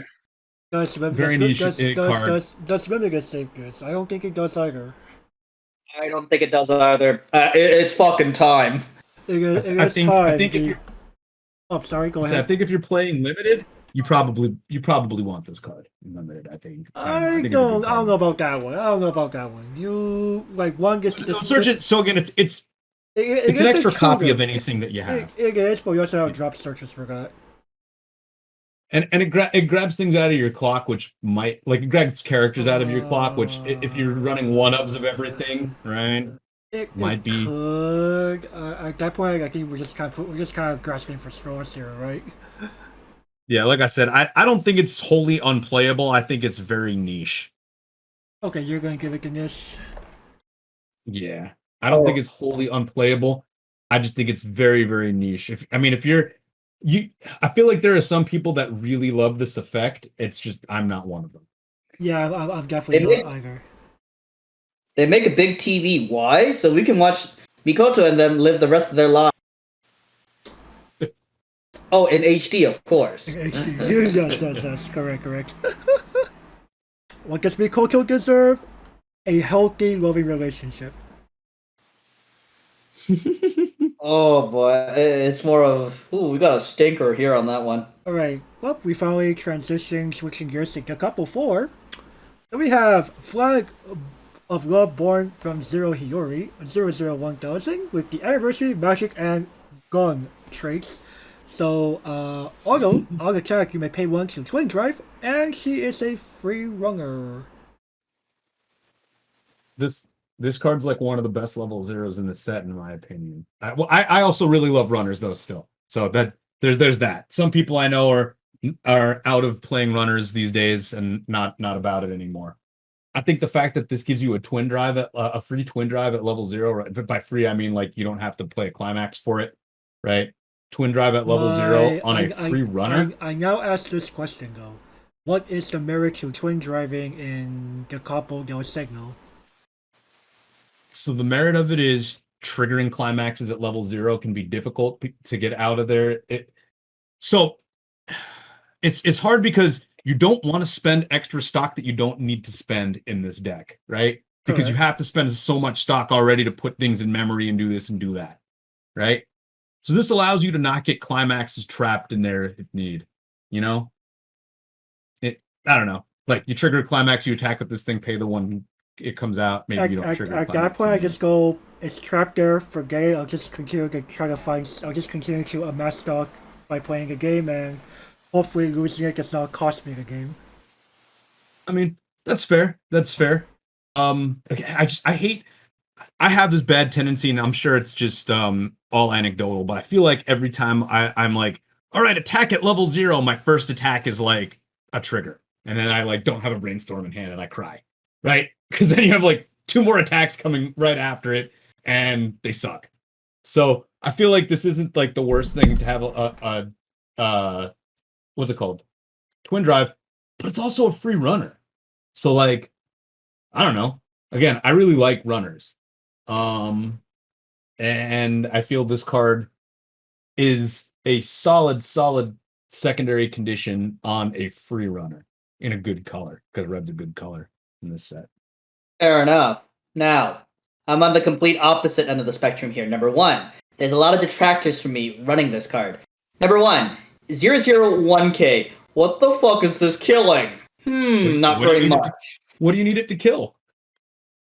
I don't know, man. I generally want my. I feel like the purpose of running level 0 runners is to virtual plus you, not to necessarily kill things. The ones that kill things only typically like run to center. Well, and then also it's a runner. Let's see here. Runners have definitely fallen out of. Bruh, I'm dead in every lane, or I'm getting bombed in every lane. Well, fug. It gets out of the way of clean cuts. True. It does. And of course, not everybody runs clean. I feel. I know. Anecdotal evidence. A certain apprentice of mine goes, "Yo, dog, I'm gonna try feel willy nilly anyway. What are you gonna do about it?" I'm going, "Okay, Hiyori is 100% dead." Sure, but if they're tri-fielding, dropping a +2 soul, at least they're not getting 4 in that lane. Oh, right? of course they're not getting 4 in that lane, but at the same time, I'm going, when I'm playing a runner, I'm expecting the card to bloody live. In that situation. So my argument on that is like, all right, so your base for a runner, free runner is 2K, right? Yes. I'm going to say that there probably isn't a lot that people are fielding to the front row to quote unquote kill things, right? That can't kill a 2K and a 1K. Granted, they might have to trade more often, right? With the 2K. Right. But you're a runner. So unless they're tri-fielding, which yes, a lot of people do, but a lot of the time if they're tri-fielding, they are tri-fielding with a clean cut. Fair enough. So unless they're tri-fielding and they have no clean cuts, I still think this card does what it wants to do, if that makes sense.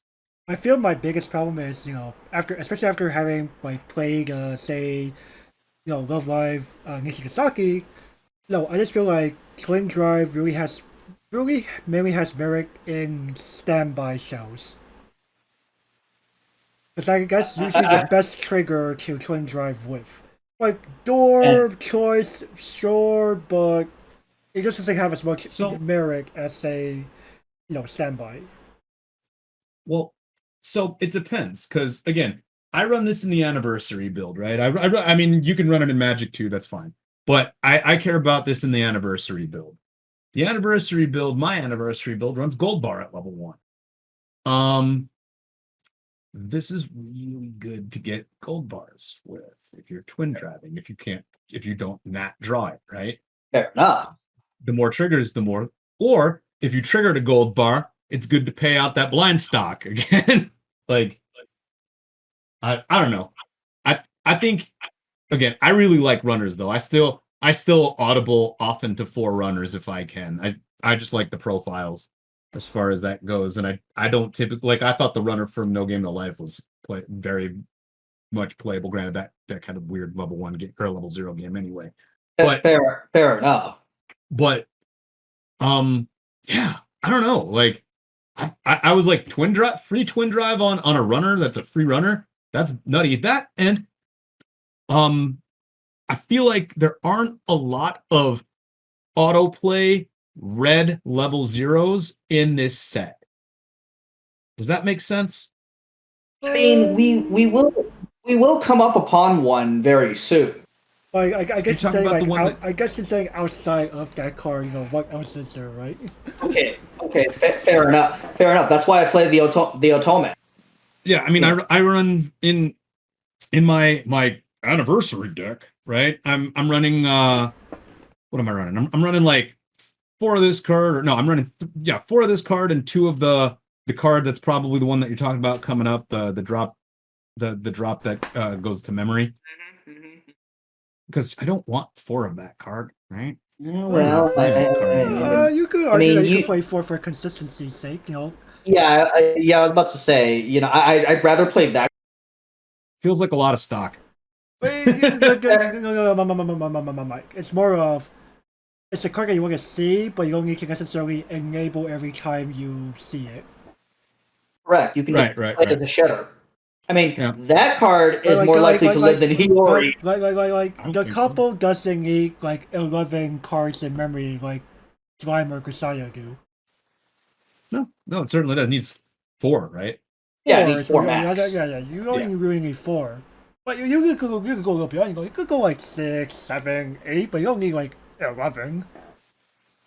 Right. But again, that's why I only run 2 of that other particular card. Right, but it's just also One more way or of, another. there's nothing wrong with that. It's more of, I guess at the end of the day, player preference, right? Yeah, absolutely. And again, I like I said, I know some people definitely went away from runners at this point. I just like them. I still like when I know it's generic, but when I'm looking at like, all right, when I'm base starting out to build a deck from scratch, right? I go, all right, let's start with 4 brainstorm, 4 runner, 4 Ricky, 4 whatever version of Rize Akatsuki they have. And then I start tweaking numbers from there to see what other utility that I have at level 0 and what else I need at level 0. Fair enough. Fair enough. Like I feel like those are the 4 level 0 effects that I want to be running. And then like again, this set has a clean cut. So all right, I take a card out of here, a card out of there. Now I have room for 2 or 3 clean cuts. But clean cuts are terrible if you get them in your opening hand. Oh, So if you're going first, that is obviously. right. Yeah. I think turn 0 runner is solid. Is like a good play. Because again, yes, some people do tri-field. A lot of the people that are tri-fielding are trying to clean cut you though. Fair And enough. at that point, cool. I'll get my card out of the way. I'll sacrifice this card so that I can eat their brainstorm and their clean cuts next turn. And that's fair enough. Just anecdotally, I don't know, man. Chances are, I also think that if they say you have their free runner, you're not gonna stuff their brainstorm to your front anyway, right? I mean, sure, but again, people. Like if anything, you're deterring them from tri-fielding you because they know like your clean cut will pop off. Yeah, it's definitely a deterrent to see them drop, all of these cards from their hands sometimes and slam you with them.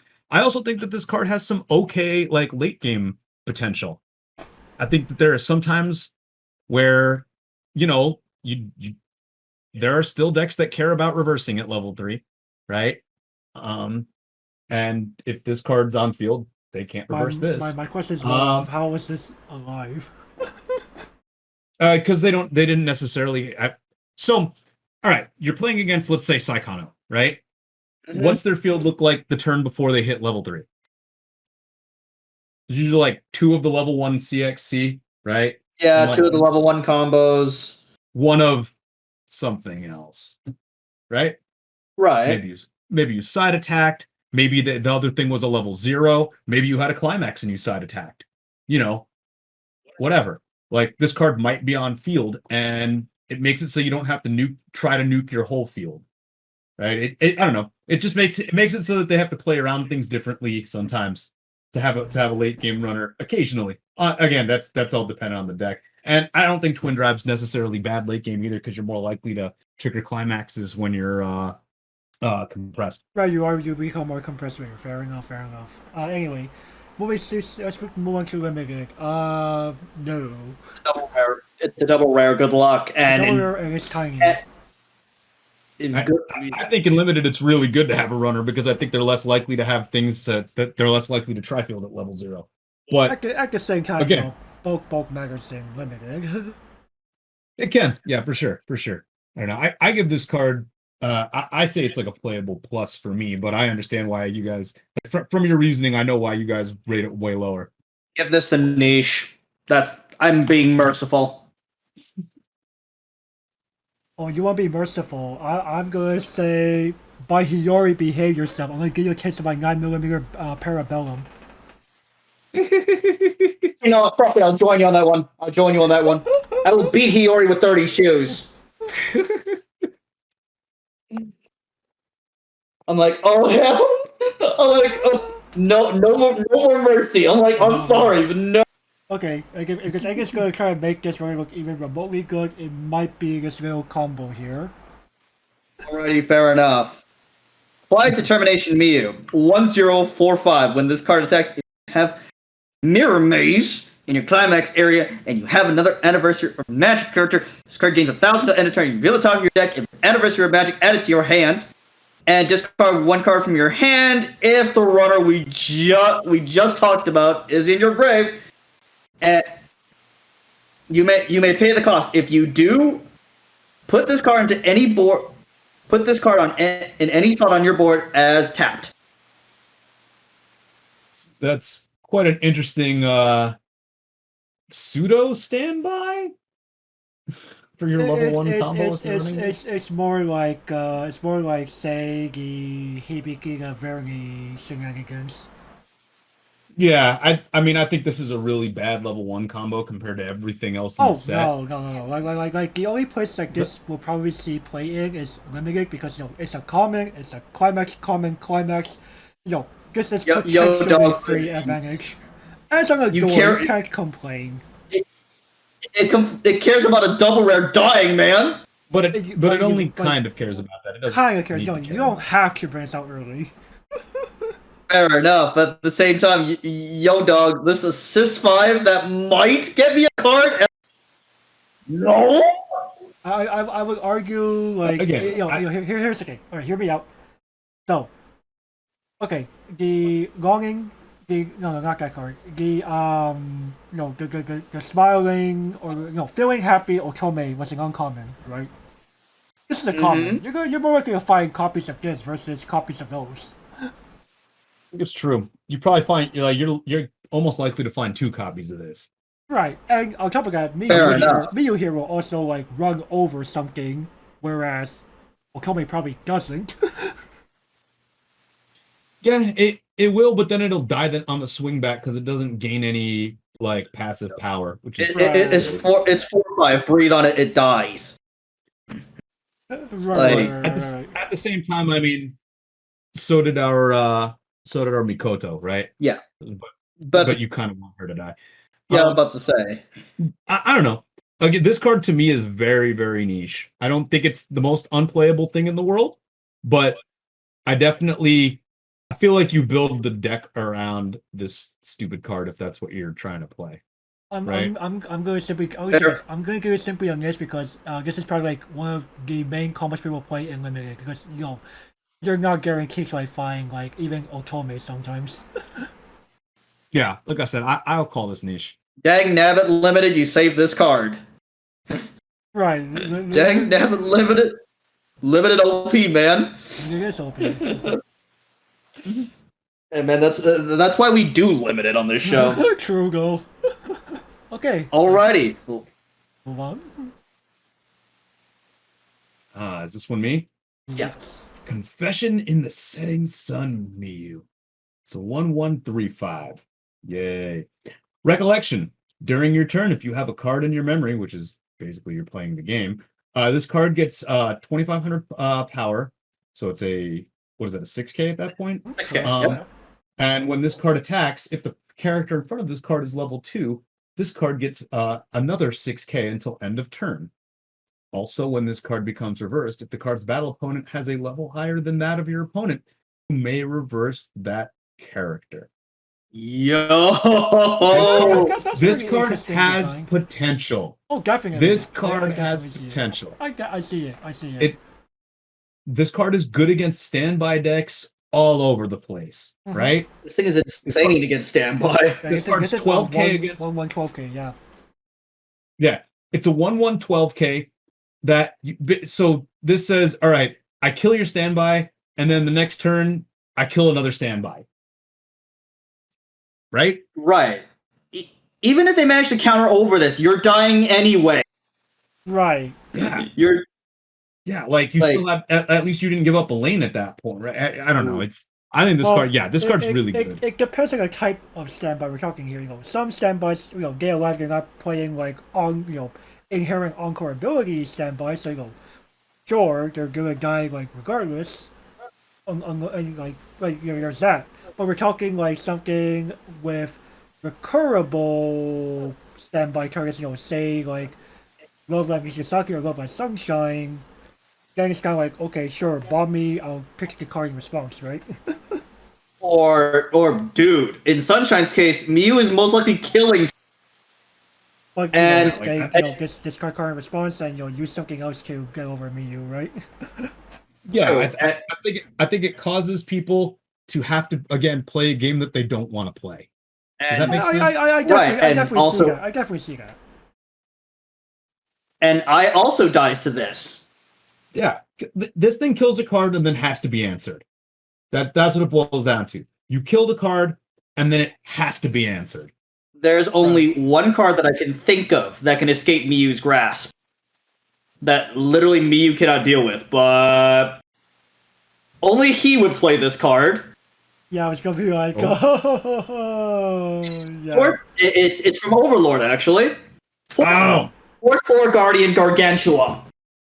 Gargantua is completely immune to Miyu. The chances of you running into Gargantua are next to zero.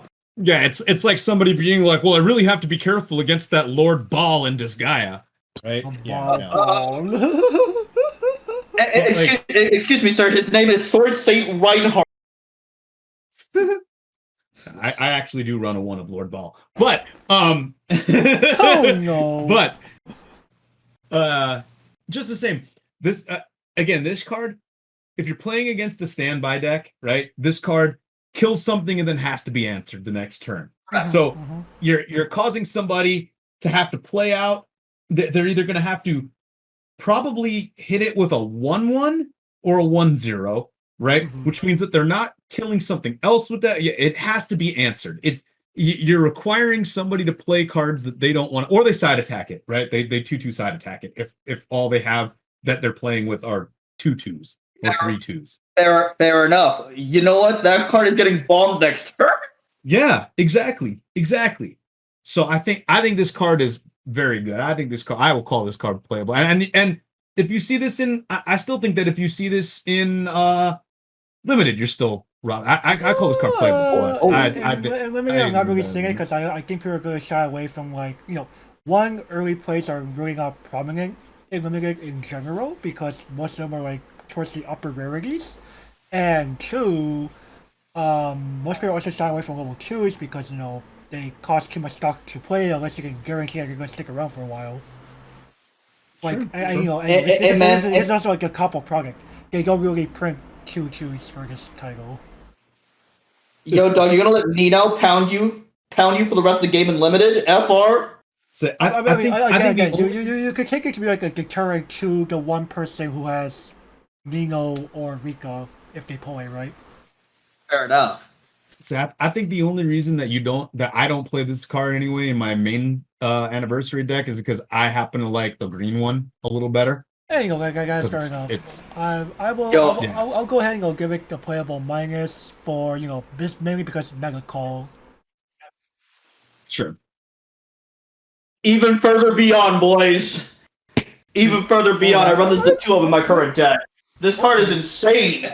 Okay, fair enough. I'm drinking that anti-standby juice, man. I respect it. Okay, let's continue on here. We now have Max Contractor Hiyori and 001,000 Anniversary Magic Gong. This is a global 500 to Anniversary at Magic. On play, you may look at the top card of your deck. If you do, put that card underneath her face down as a marker. And that should be act, not auto. What deck was working ring on. Too much caffeine is probably the answer. Anyway, act, put one marker from underneath this card to the waiting room. Choose one of your anniversary or magic characters and gets power plus 1500 until end of turn. This is pretty much unplayable outside of limited, right?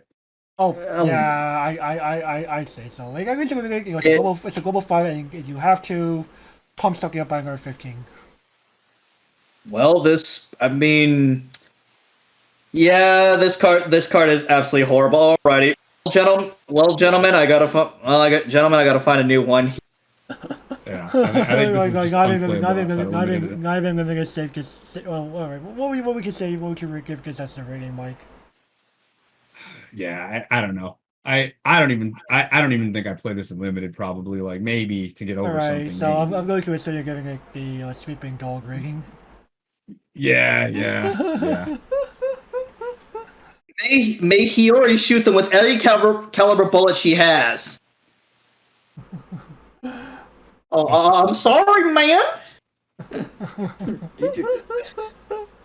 No mercy, man. No mercy. Yeah, you're not wrong.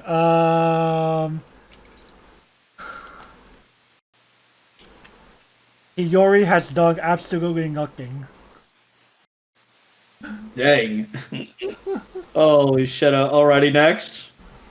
Ooh, I get to read this one? No nonsense judgment, Miyu. 002K. So, alrighty, when this becomes your first game, pay the cost of pay one, pitch one, exile this. If you do, salvage. So it's a drop salvage. Okay, so this is what I would run over Hiyori, guys. This is definitely what I would run over Hiyori. Like, I need to. Giving me you every time, man. And what's funny is that I originally got this as a rare. It's actually an uncommon. Stonks.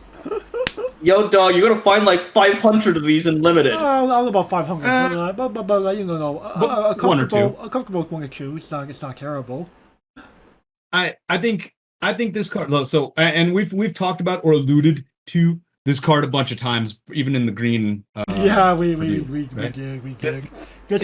When it comes down to it, if you're playing the anniversary, deck, this is the one you're probably.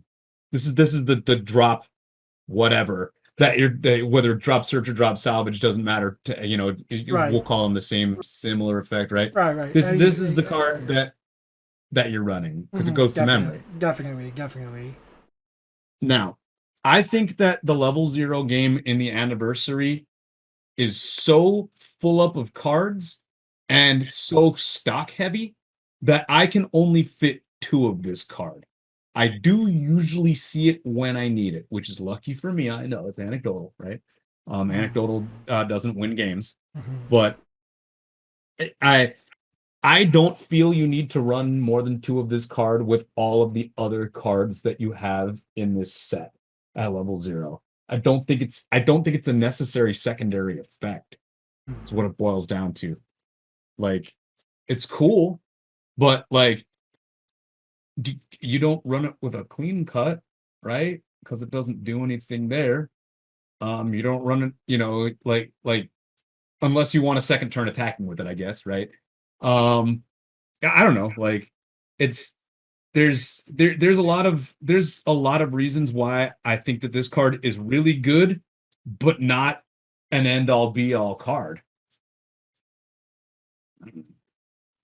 And fair enough, actually. I think it has a lot of potential, and I think it's again, if you're looking at it from a limited capacity, it's a really good card there too. It's one of those cards that enables your memory, and it's pretty easy to find because it's an uncommon. And it does have a good effect of, you get to grab whatever you want out of the waiting room. So that's good. But I just can't see myself running more than 2 of this card.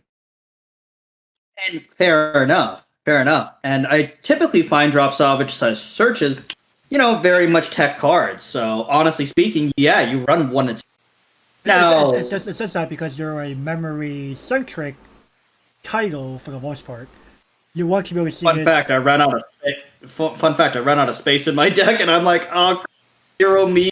Like it's more of a, Miyu is both a hand fixer and a memory enabler. That's just so powerful in the context of this title. Yeah. Like I said, she's a memory enabler, but I think there are way better memory enablers in this set that I play set up on, right? Like I think you absolutely run four of, the level 0 Sakura in blue. I think you absolutely run four of I can't remember which girl it was, but she goes to memory and you essentially Ricky for Yeah, top X we'll cards or talk more something. about. I can tell you the name, but I don't want to Yeah, spoil too much blue of Blue. stuffs. I was about to say we've already spoiled enough. Yeah, blue stuffs. So This like, man's too excited. yeah, I think again, you're already running those cards. Those cards already cost you resources. I can't, in good conscience to myself, I can't run more than two of this card.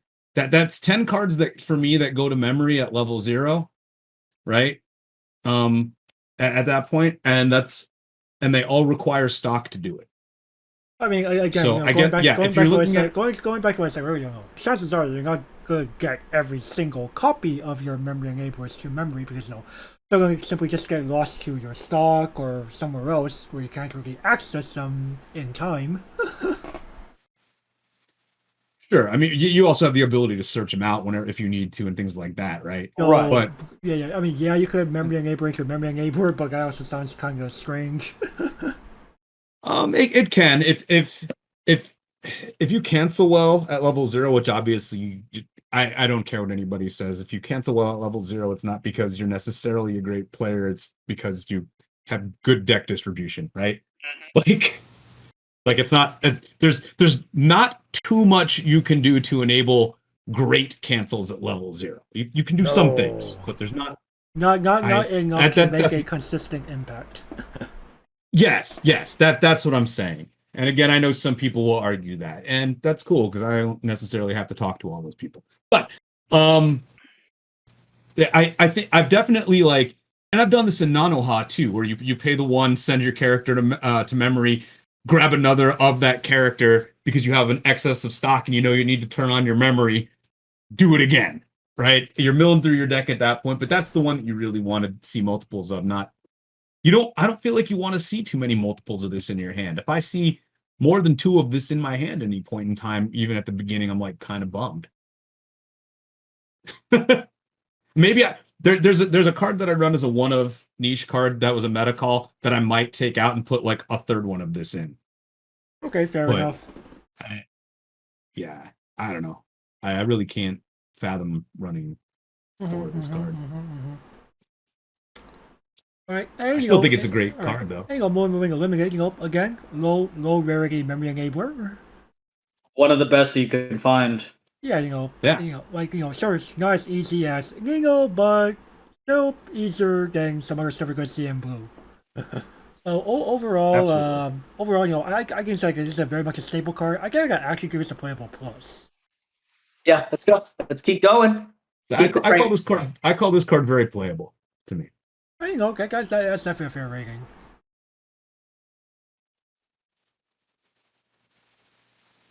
Okay. I think I've been overly generous this set. Maybe specifically in red. I don't know if you were over generous in like other colors. So I'm definitely overly generous in a lot of the cards in this set. Oh yeah. My character definitely. And man, best set in the game. True, it's pretty good. Though. It's good. All right. Anyway, Mike, why don't you go ahead and take it away with this? You got it. All right. Date Battle Extension Decision Hiyori. It's a 329K anniversary magic and gun.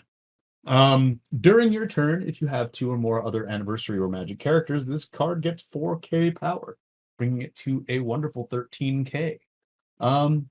Climax combo. At the end of this card's attack, if nice a catch, door trigger is in your climax area, reveal the top 3 cards of your deck and shuffle those cards into your deck. If there were 2 colors amongst the revealed cards, deal 1 damage to your opponent. If there were 3 colors amongst the revealed cards, deal 3 damage to your opponent. Twice. Oh, is it twice? Oh, yeah, twice. Yeah, I think this card is stupid good but it's really hard. Like this card is if I'm not trying to run Himari at level 3 in my anniversary deck, I'm running this card at level 3 in my anniversary deck. Oh man, that's such a meme to pull off though. That's a madman play, man. That's very bad. I mean, I don't think so. I think like I'm running kind of all 4 colors in the deck, kind of. You're running a lot of blue at level 0. You're running a lot of blue at level 0. Gavin, correct me here, but there was a card we saw in Key 20th anniversary that did something like this. Yeah, there's a Saya. There's a little Buster Saya that on attack. Well, okay. There's a big difference though, and I'll show you what it is. That one is on attack, pay 2, mill 3, burn for the amount of colors that you mill. And that's a Saya, it's in Little Busters, and that Little Busters deck is definitely a 4-color Little Busters deck. I mean, the main reason why it is because of Sasami. You know what Sasami I'm talking about, Mike.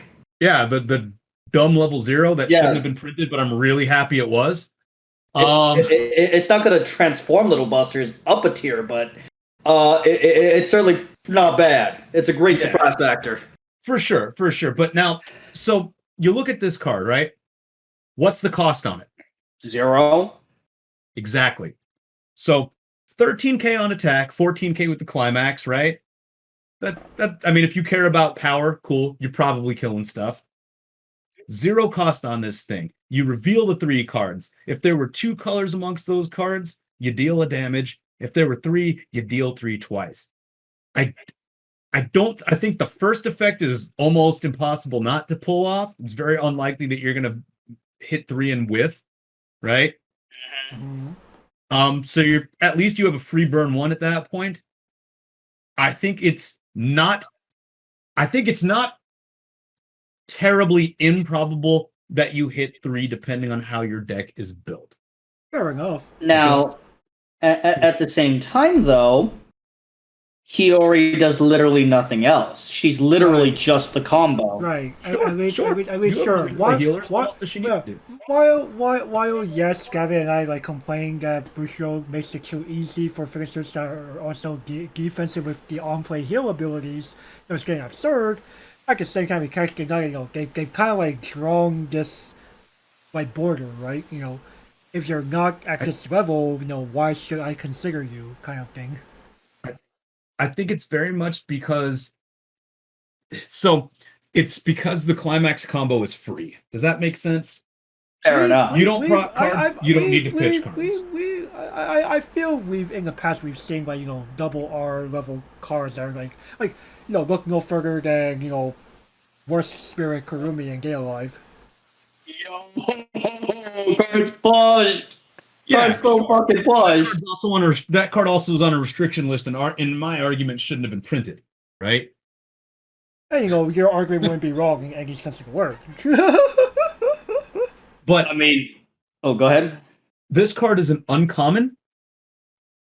All right, true. This card is also an uncommon. As an uncommon, this is perfectly fine. I'm just saying, I should, what I'm trying to say is more on this one. It's just more, why would I consider this over the likes of Himari or Otome?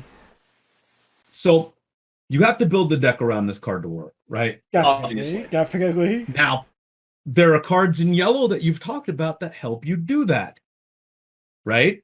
Yes. What card in yellow helps you do that? What does your level 1 say about needing colors? No.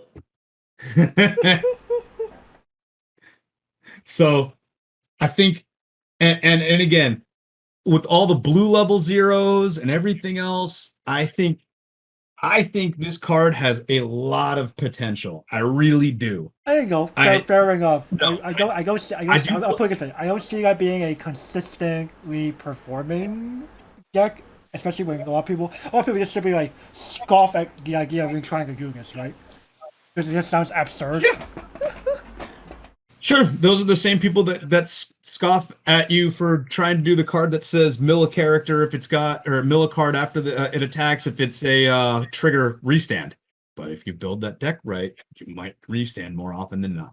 I mean, literally, the only reason, a little like, I feel a lot of people would kind of miss Sasami, the Sasami level 0 from. If Alfred did not mention that card, they listen to certain influencers.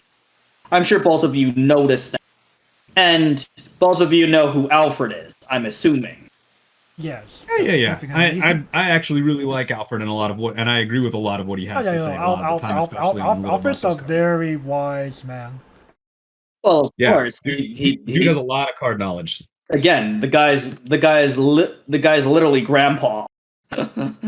and I'm going, the grandpa of this game. So I'm going, damn, okay. Again, this has better damage output than you. Yeah, I think again, Himari excluded, right? If you're not, if Himari didn't exist in terms of this set, I think this is 100% the level 3 that I go with in the anniversary deck. But again, that's me. I ran with Perfect Affection. I recently just switched to Himari. Yeah, I think this card is really good. I think that especially at an uncommon level, like on a gate trigger, like it's a good trigger, right? Right. And yeah, I mean, like you don't want to be playing this card terribly behind. You want to be playing this card like you got your opponent to level 3, you somehow didn't die, and now here's 3 of this stupid card, slam a climax, kill whatever they have on field, and like right? in limited. I think you're right here, Mike. Hiyori is the uncommon with that climax with that common gate. Oh boy, let's go. And you're probably 4 color anyways because of yeah. It means you you don't get the full grade. You're still doing like a decent, decent paying of 1 for paying paying nothing for free. Yeah. Now, I mean, Hiyori isn't going to live in response, even in limited. No. All right. So let me argue against that. All right. If your opponent got to level 3 first, you killed their stuff off their field, they may not have more cards to come back against you that beat 9K. Okay, fair enough. If they had their finishing turn, right? And you somehow didn't die, because most finishers kill from like 2-4 these days. But you didn't die to Ilya. You didn't die to Himari. You didn't die. You didn't die to them having 15 events in their Kami-sama memory. Whatever. At that point, this card's still on the field. Maybe. Yeah, okay. A lot of those things that you just mentioned aren't going to happen. Yeah, no, you're probably going to die to those cards. But if you don't, they're probably out of hand or close to it. Fair enough, and they're most likely having to clock next turn. Yeah, if they're not dead themselves. Well, they're probably running their back roll up at you. Oh, right? Yeah. Oh, of course. At that point, you have to shove your back. But yeah, so I think this card gets a quote unquote another turn, right? If you're not dead. Fair enough. I don't know. That's something to consider, I guess. But overall, you know what? Hiyori is safe. Give this card the niche, man. I give it playable. I don't think it's playable plus. I think it's playable though. I think it's very playable. I think it would be more playable if other cards in the set didn't exist. Fair enough. I have noticed with the biggest card, the meme rating. Just for the fact that they actually build it like in a very, very special way. Yeah, absolutely. And is she's DC3, right? If this pops off, DC4. DC4, man. Yeah, and also, that's a typo on my end. Yeah, she's DC4. Okay, if she's DC4, if you're running the DC4 deck, right? If the only cards you're running are DC4, yes, I have built that deck. I feel like she's the snap finisher in that. Like, I don't know. Fair enough. What else do you run? What else do you run as your DC4 finisher? Don't know, because I don't know DC4's card pool that well. There's not much in it. At level 3, the cards are really. There's really not much in DC4. There's a lot of utility in. There's a lot of utility in the level 3s in DC4, but not a lot of no real finishing power. Yeah, no real finishing power. It's kind of. So basically, he or your bust. Yeah. Unironically, but that means you're playing DC4. True. At that point, but DC4 is also the 4-color deck. Right, fair enough. Right. I'm aware. At that point, why am I not playing LB? Sure. But maybe you liked DC4. Maybe you only got a DC4 play set, which I'm sure there's one guy out there that did, right? I'll say this much. Those capes that Mio and Hiyori are wearing on their school uniforms, I never got to say like some school uniforms can actually look pretty good. That's fair. You know, my face is Hiyori's face in the climax. Stop. Stop. Yeah, stop. Stop right there, sir. Alright, next. Okay, we have Gentle Woman Kotori. 216,000 anniversary music and neck. Since a global 1K anniversary of Magic. And act discard 2 restless cards. Look at up to your top 6 cards of your deck. Mill 3 of them and rearrange their remaining cards. So you mean an enabler for the last card? Fair enough. So it seems, but again, again, you're purposely building around it, right? And, absolutely. There's one problem. This is during your main phase. You only know your 3. Yeah, you only get to look at. You know your 3 triggers. You don't know your 3 stuff after that. Well, no, because is she during Encore or is she during? This is main phase. Is she at the end of her attack? Act main phase. No. No. Hiyori was end of attack. Yeah. So the problem is that you only know what 2 of your cards are, right? If you attack with her first. You only know 2. For you're attacking Hiyori first. Yes, that's the problem. You got the guaranteed burn one there. You get a guaranteed burn one, but you don't know what's gonna happen with your 3rd. Yeah. And you have to pitch 2 cards to do this.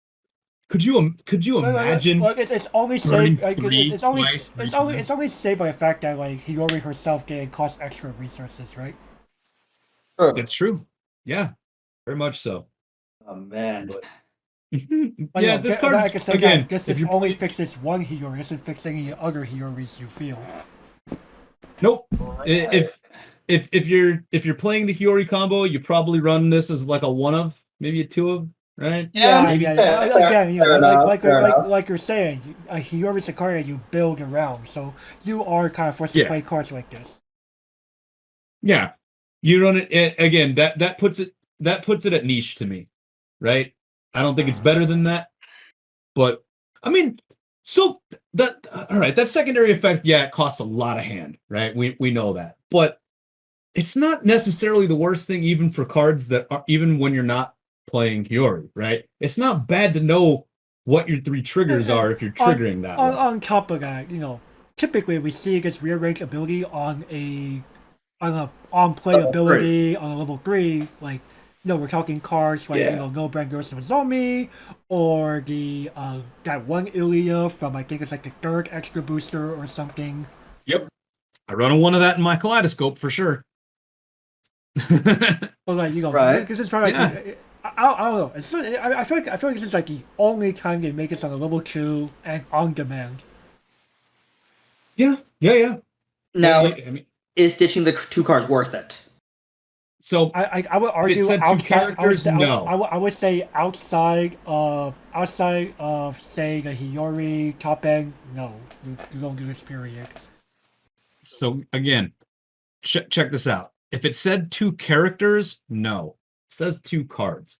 There will be implications at times, and I know it's rarely going to happen, but I've definitely had climaxes in my hand that I needed to get out of my hand before I refresh when I'm at level 2. I don't mind pitching those to do this effect to get a better refresh. Fair enough. You're not wrong. Right? You're not wrong. So I don't think it's an impossibility that you use this effect outside of the Hiyori. I think it's just rare. Oh, definitely. I think it's rare. All right. Now, in terms of limited, one of the best supports you can possibly grab. If Yeah, 1K global. if not like the level assist Nino or something. Right. That's also a common, but again, being a global K is pretty nice. Yeah, definitely. So overall, I just decided to give this the main rating because it's mainly for Hiyori combo. Give this the niche. Yeah, I'll call this niche. I definitely think this is niche.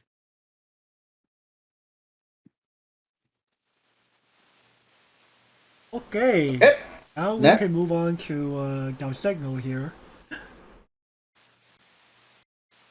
Commitment to the younger sister character Noeti. Alright, 3 suits Senke. Okay, she's anniversary Kazanashima. Alright. She's entered the battlefield stock swap and discard a card from your hand. Choose one of you guys and get them 2/5 till end of turn. That secondary effect feels so worthless. But the first effect makes me typically play this as a one of. And I know at level 3 that's sometimes a little too late. But if I'm in red anyway, Might as well. I don't mind playing this as a one of. I think I auto include this as a one of in the anniversary deck.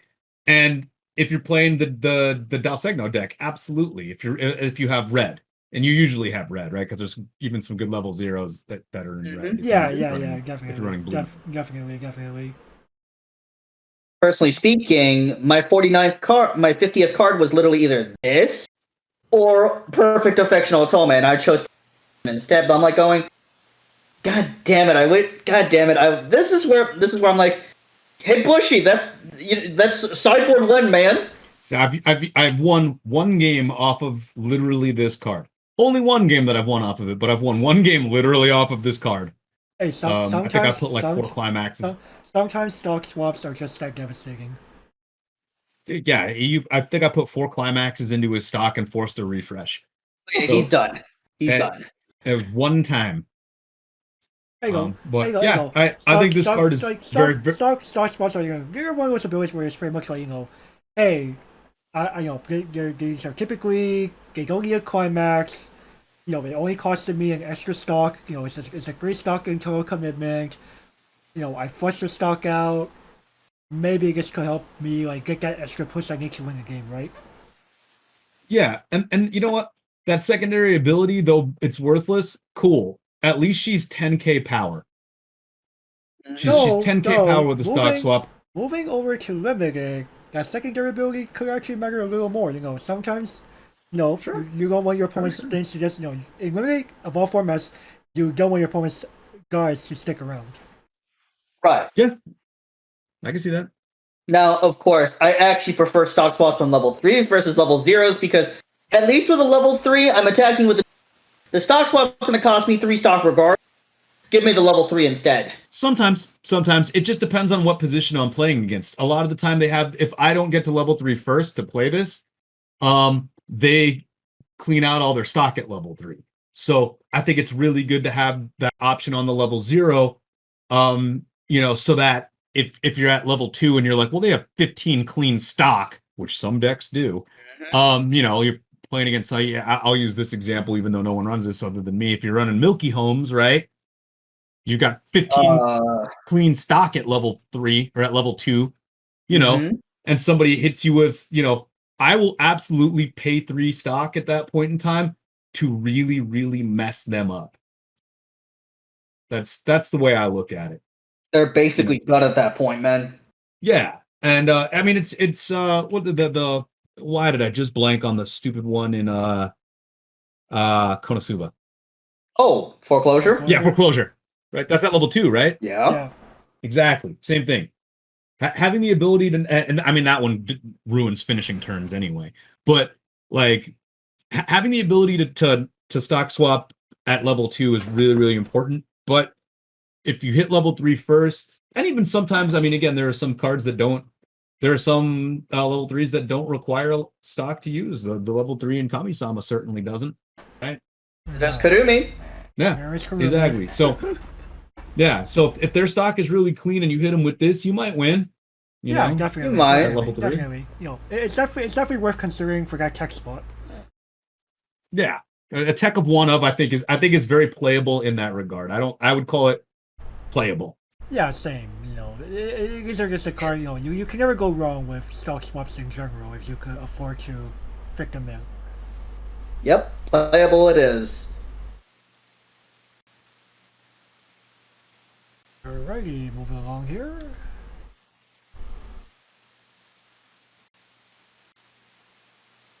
All right. Oh, is this me? Yes. Ah. Oh, the sleepy girl, the sleepiest of the sleepy girls. Sleepy Noeri, is that her name? Yeah.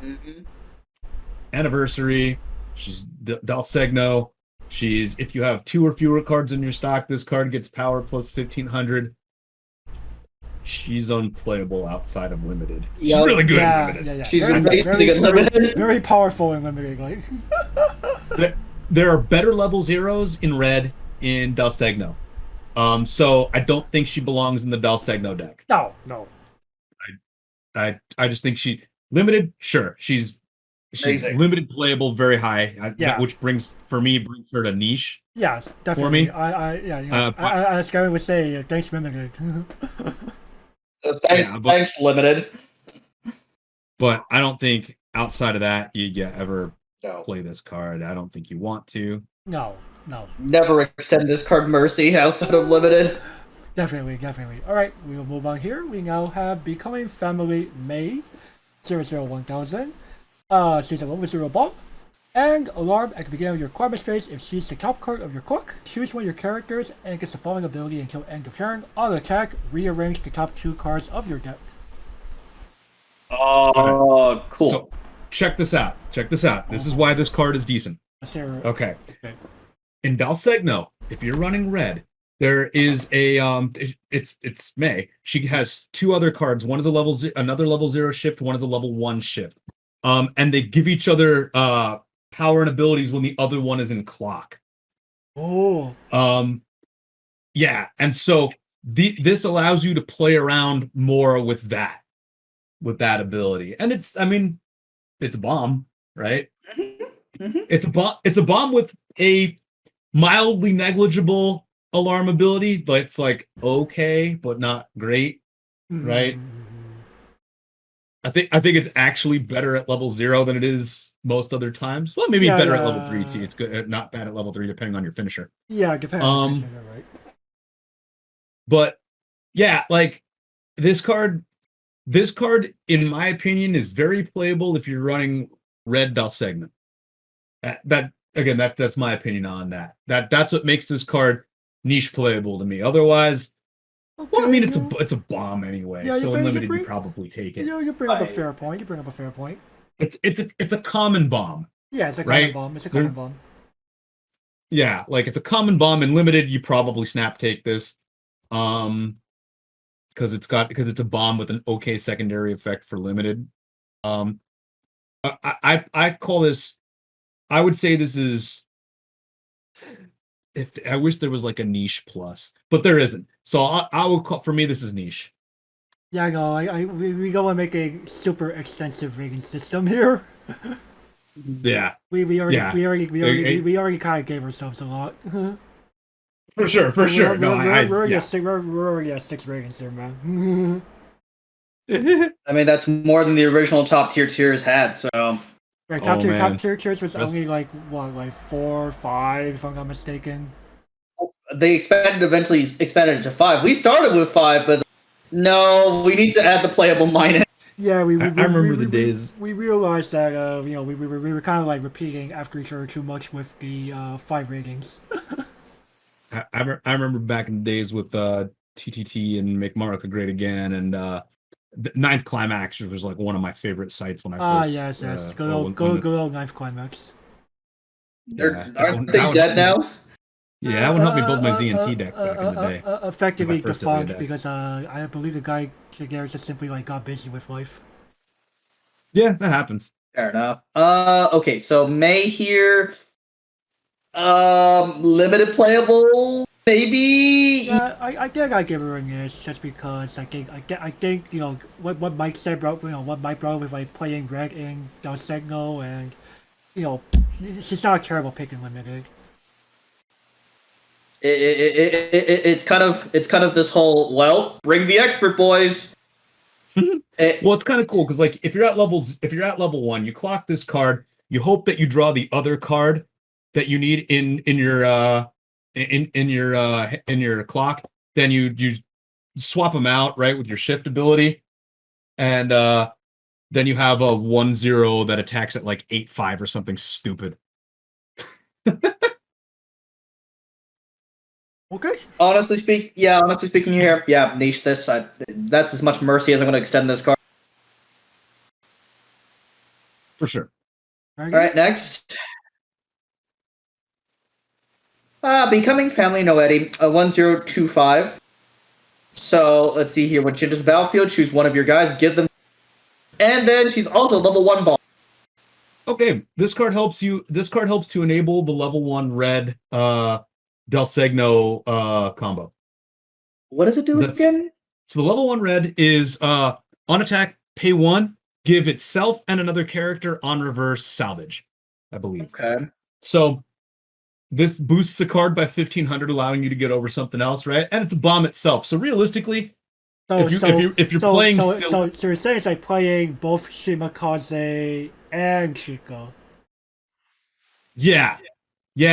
So what you're doing with this is you're playing one of this, 2 of the climax combo. You drop your climax, you pay the 1, give it to, it gives it to itself, and then to this, you on that attack, then you do it again, give it to itself, and then this, and then you definitely bomb something to salvage 2. You paid 2, you salvaged 4. It's not great. It's Dal Segno level 1 in red. Okay. It's not terrible. It's not too shabby. We could definitely go. Like I said, we could definitely go worse. We could definitely go worse.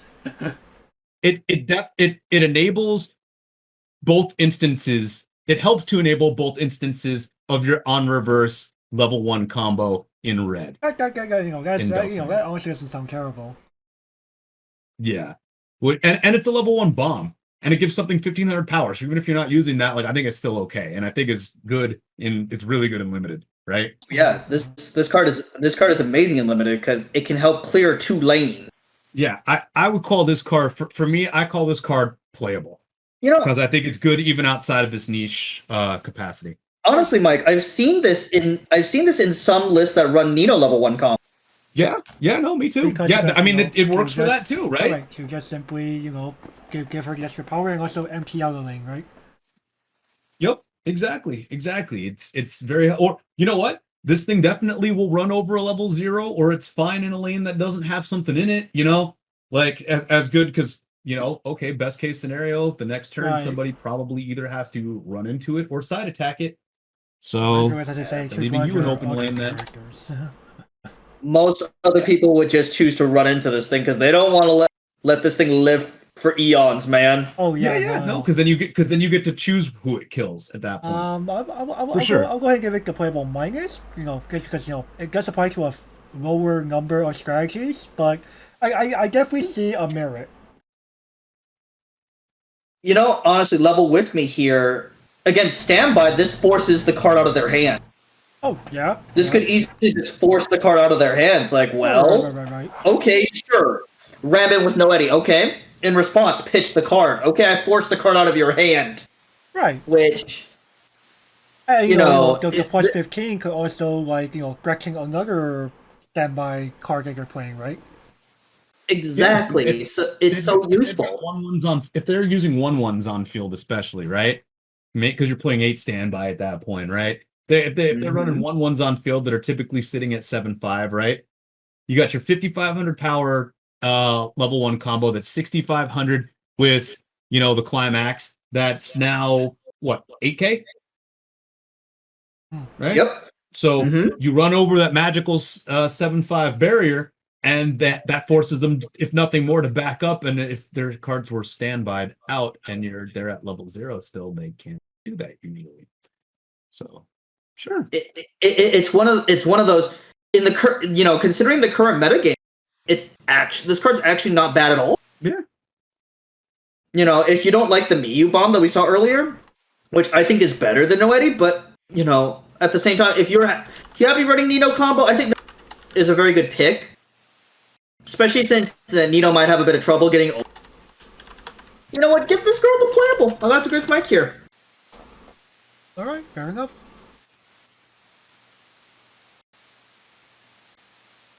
All right, and the final card, boys. Okay, so limited will not apply here. This is a promo retrain of a card from the Capo 1. Is this me? This is yours. Yep. Am I on this one?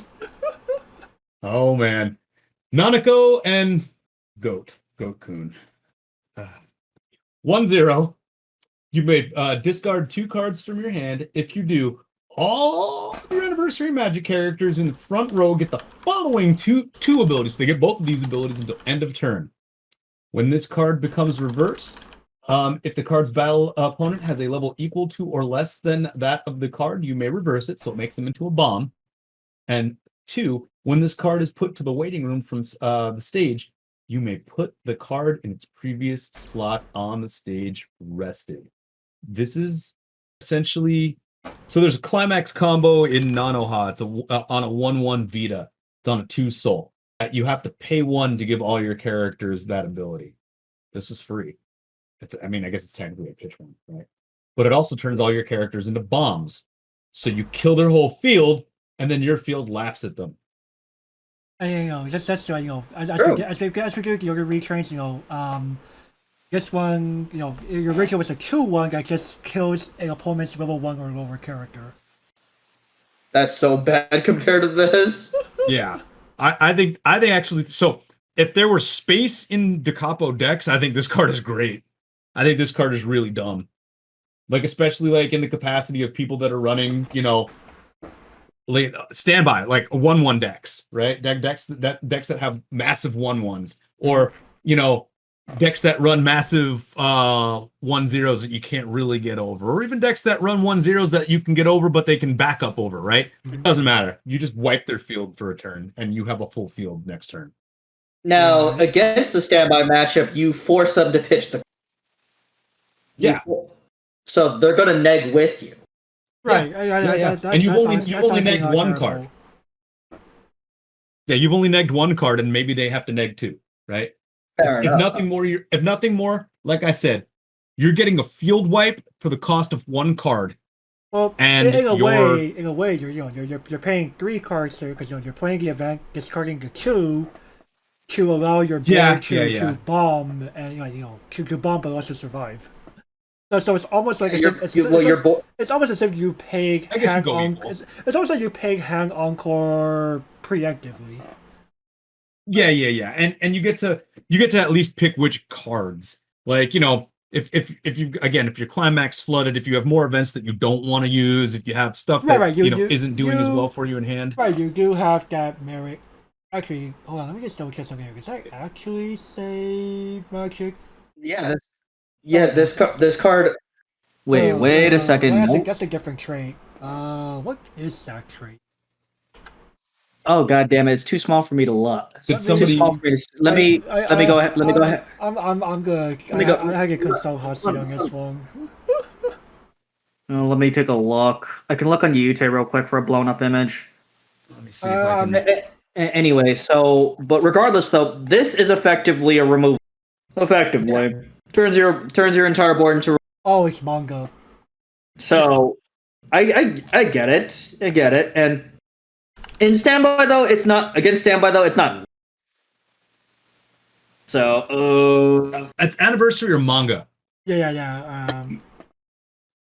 Are you sure it's manga? Yeah. I believe it's manga. Yeah. It's manga. It's manga. Hold on. Let me double check because I can actually read these cards. Google searching, it shows up. It just shows up as. Yep, it's manga. Yeah. It's manga. Sorry. Oh well. Again, I'm probably the slowest because again, dude, it's hard to read tiny print. Okay, there's a funny manga build too, which I don't run, but it's funny.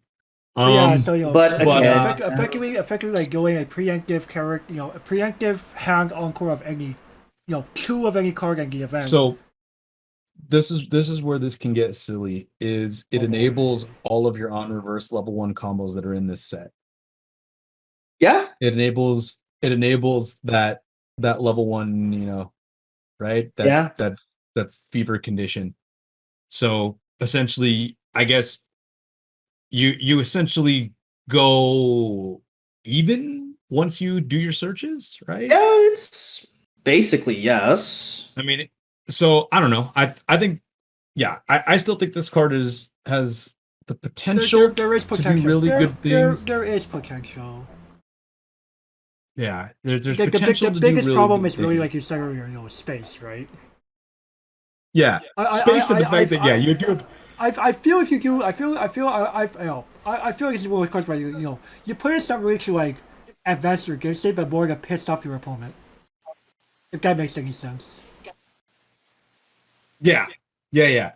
So Your opponent's playing, forgot racing. I'm gonna have to give this the meme rating. This is more for like I say it's more of like I just want to mess around with my opponents. I don't really care to like actually win the game.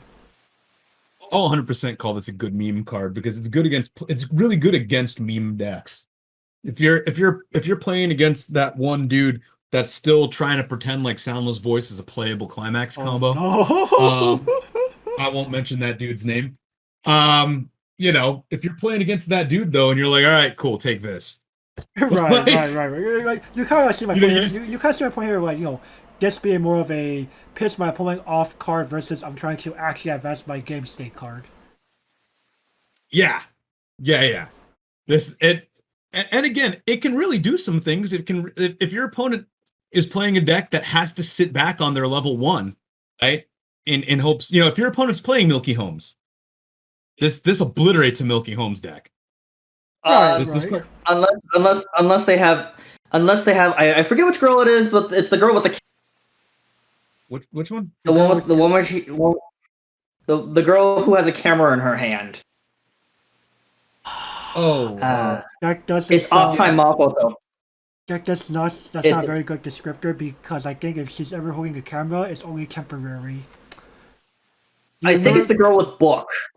It's the girl with book trade. I think I'm Book trace or Ellie or Urkely. yeah, it's Ellie. Urkely Barton. yeah, the Ellie level 1 that stock pluses. This card eats that card. Oh, you're talking about the back row card that gives that works like off time Mikoto. Yeah, off time Makoto. Yeah, from Idol Master. Yeah. I do run that as a one-of card, but you really only play that card if you know that you're going to need it a lot of the time, right? Because there are other cards that you want in the back row. That card doesn't. Help you. Always help you. Doesn't help you as That card doesn't give you the level swap, and that card isn't the card that says pay 1 when a card enters your level. Right. No. It's not the Amagi. Yeah. So that card is a very niche card that you use against decks that are trying to bomb you out. You never see this event coming, right? Right. This is not something you see coming. No. Someone's playing an anniversary deck. You don't think that they're probably running this stupid card. No. Again, man. A certain maniac that he might consider it. But yeah, like I'm saying, like you're running into a deck like Milky Homes. This just eats Milky Homes, right? Eats Milky Homes alive. Any deck that needs to sit back on a level 1 combo, this really, or a level 1 in general, this really does the trick against them. This ends their game. Hell, this kind of bodies SAO. Yeah. This kind of bodies SAO. This set as well. Like if they're Nino combo, I don't know, man. We got bombed. Yeah. You just go, well, shit. What do I do now? Yeah, because at that point you go even, right? Okay, fair enough. At that point you went even and left them 3 lanes, like that they just hit in with whatever cards they kept on field. So, yeah.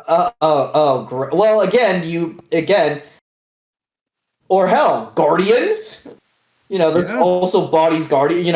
If we're mentioning ancient trash on this show, Guardian is another good example. Oh, Guardian isn't that bad.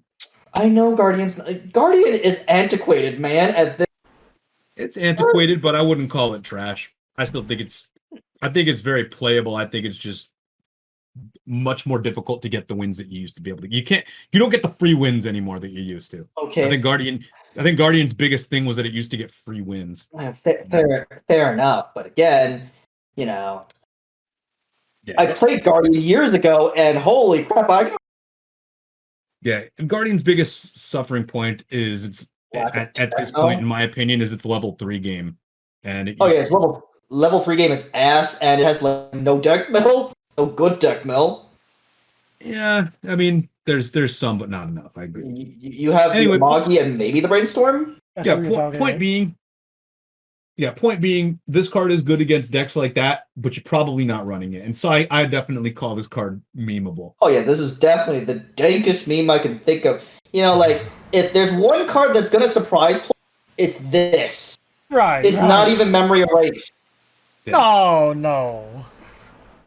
Yeah, it's this, and you know what? You probably played this on your, with your Anzu on field, and no, I'm just kidding. Yeah, Mike, no. Man and his Anzu memes. Hey man. I swear he brings up his like Alhus and Anzu meme again. I fucking swear, what are we gonna see? More Anzu memes and one of my favorite cards in this. I will not be surprised knowing this guy. Say one of my favorite cards in this set is an Anzu card. We'll talk about it on the blue evaluation. Okay. Overall thoughts on red, gentlemen.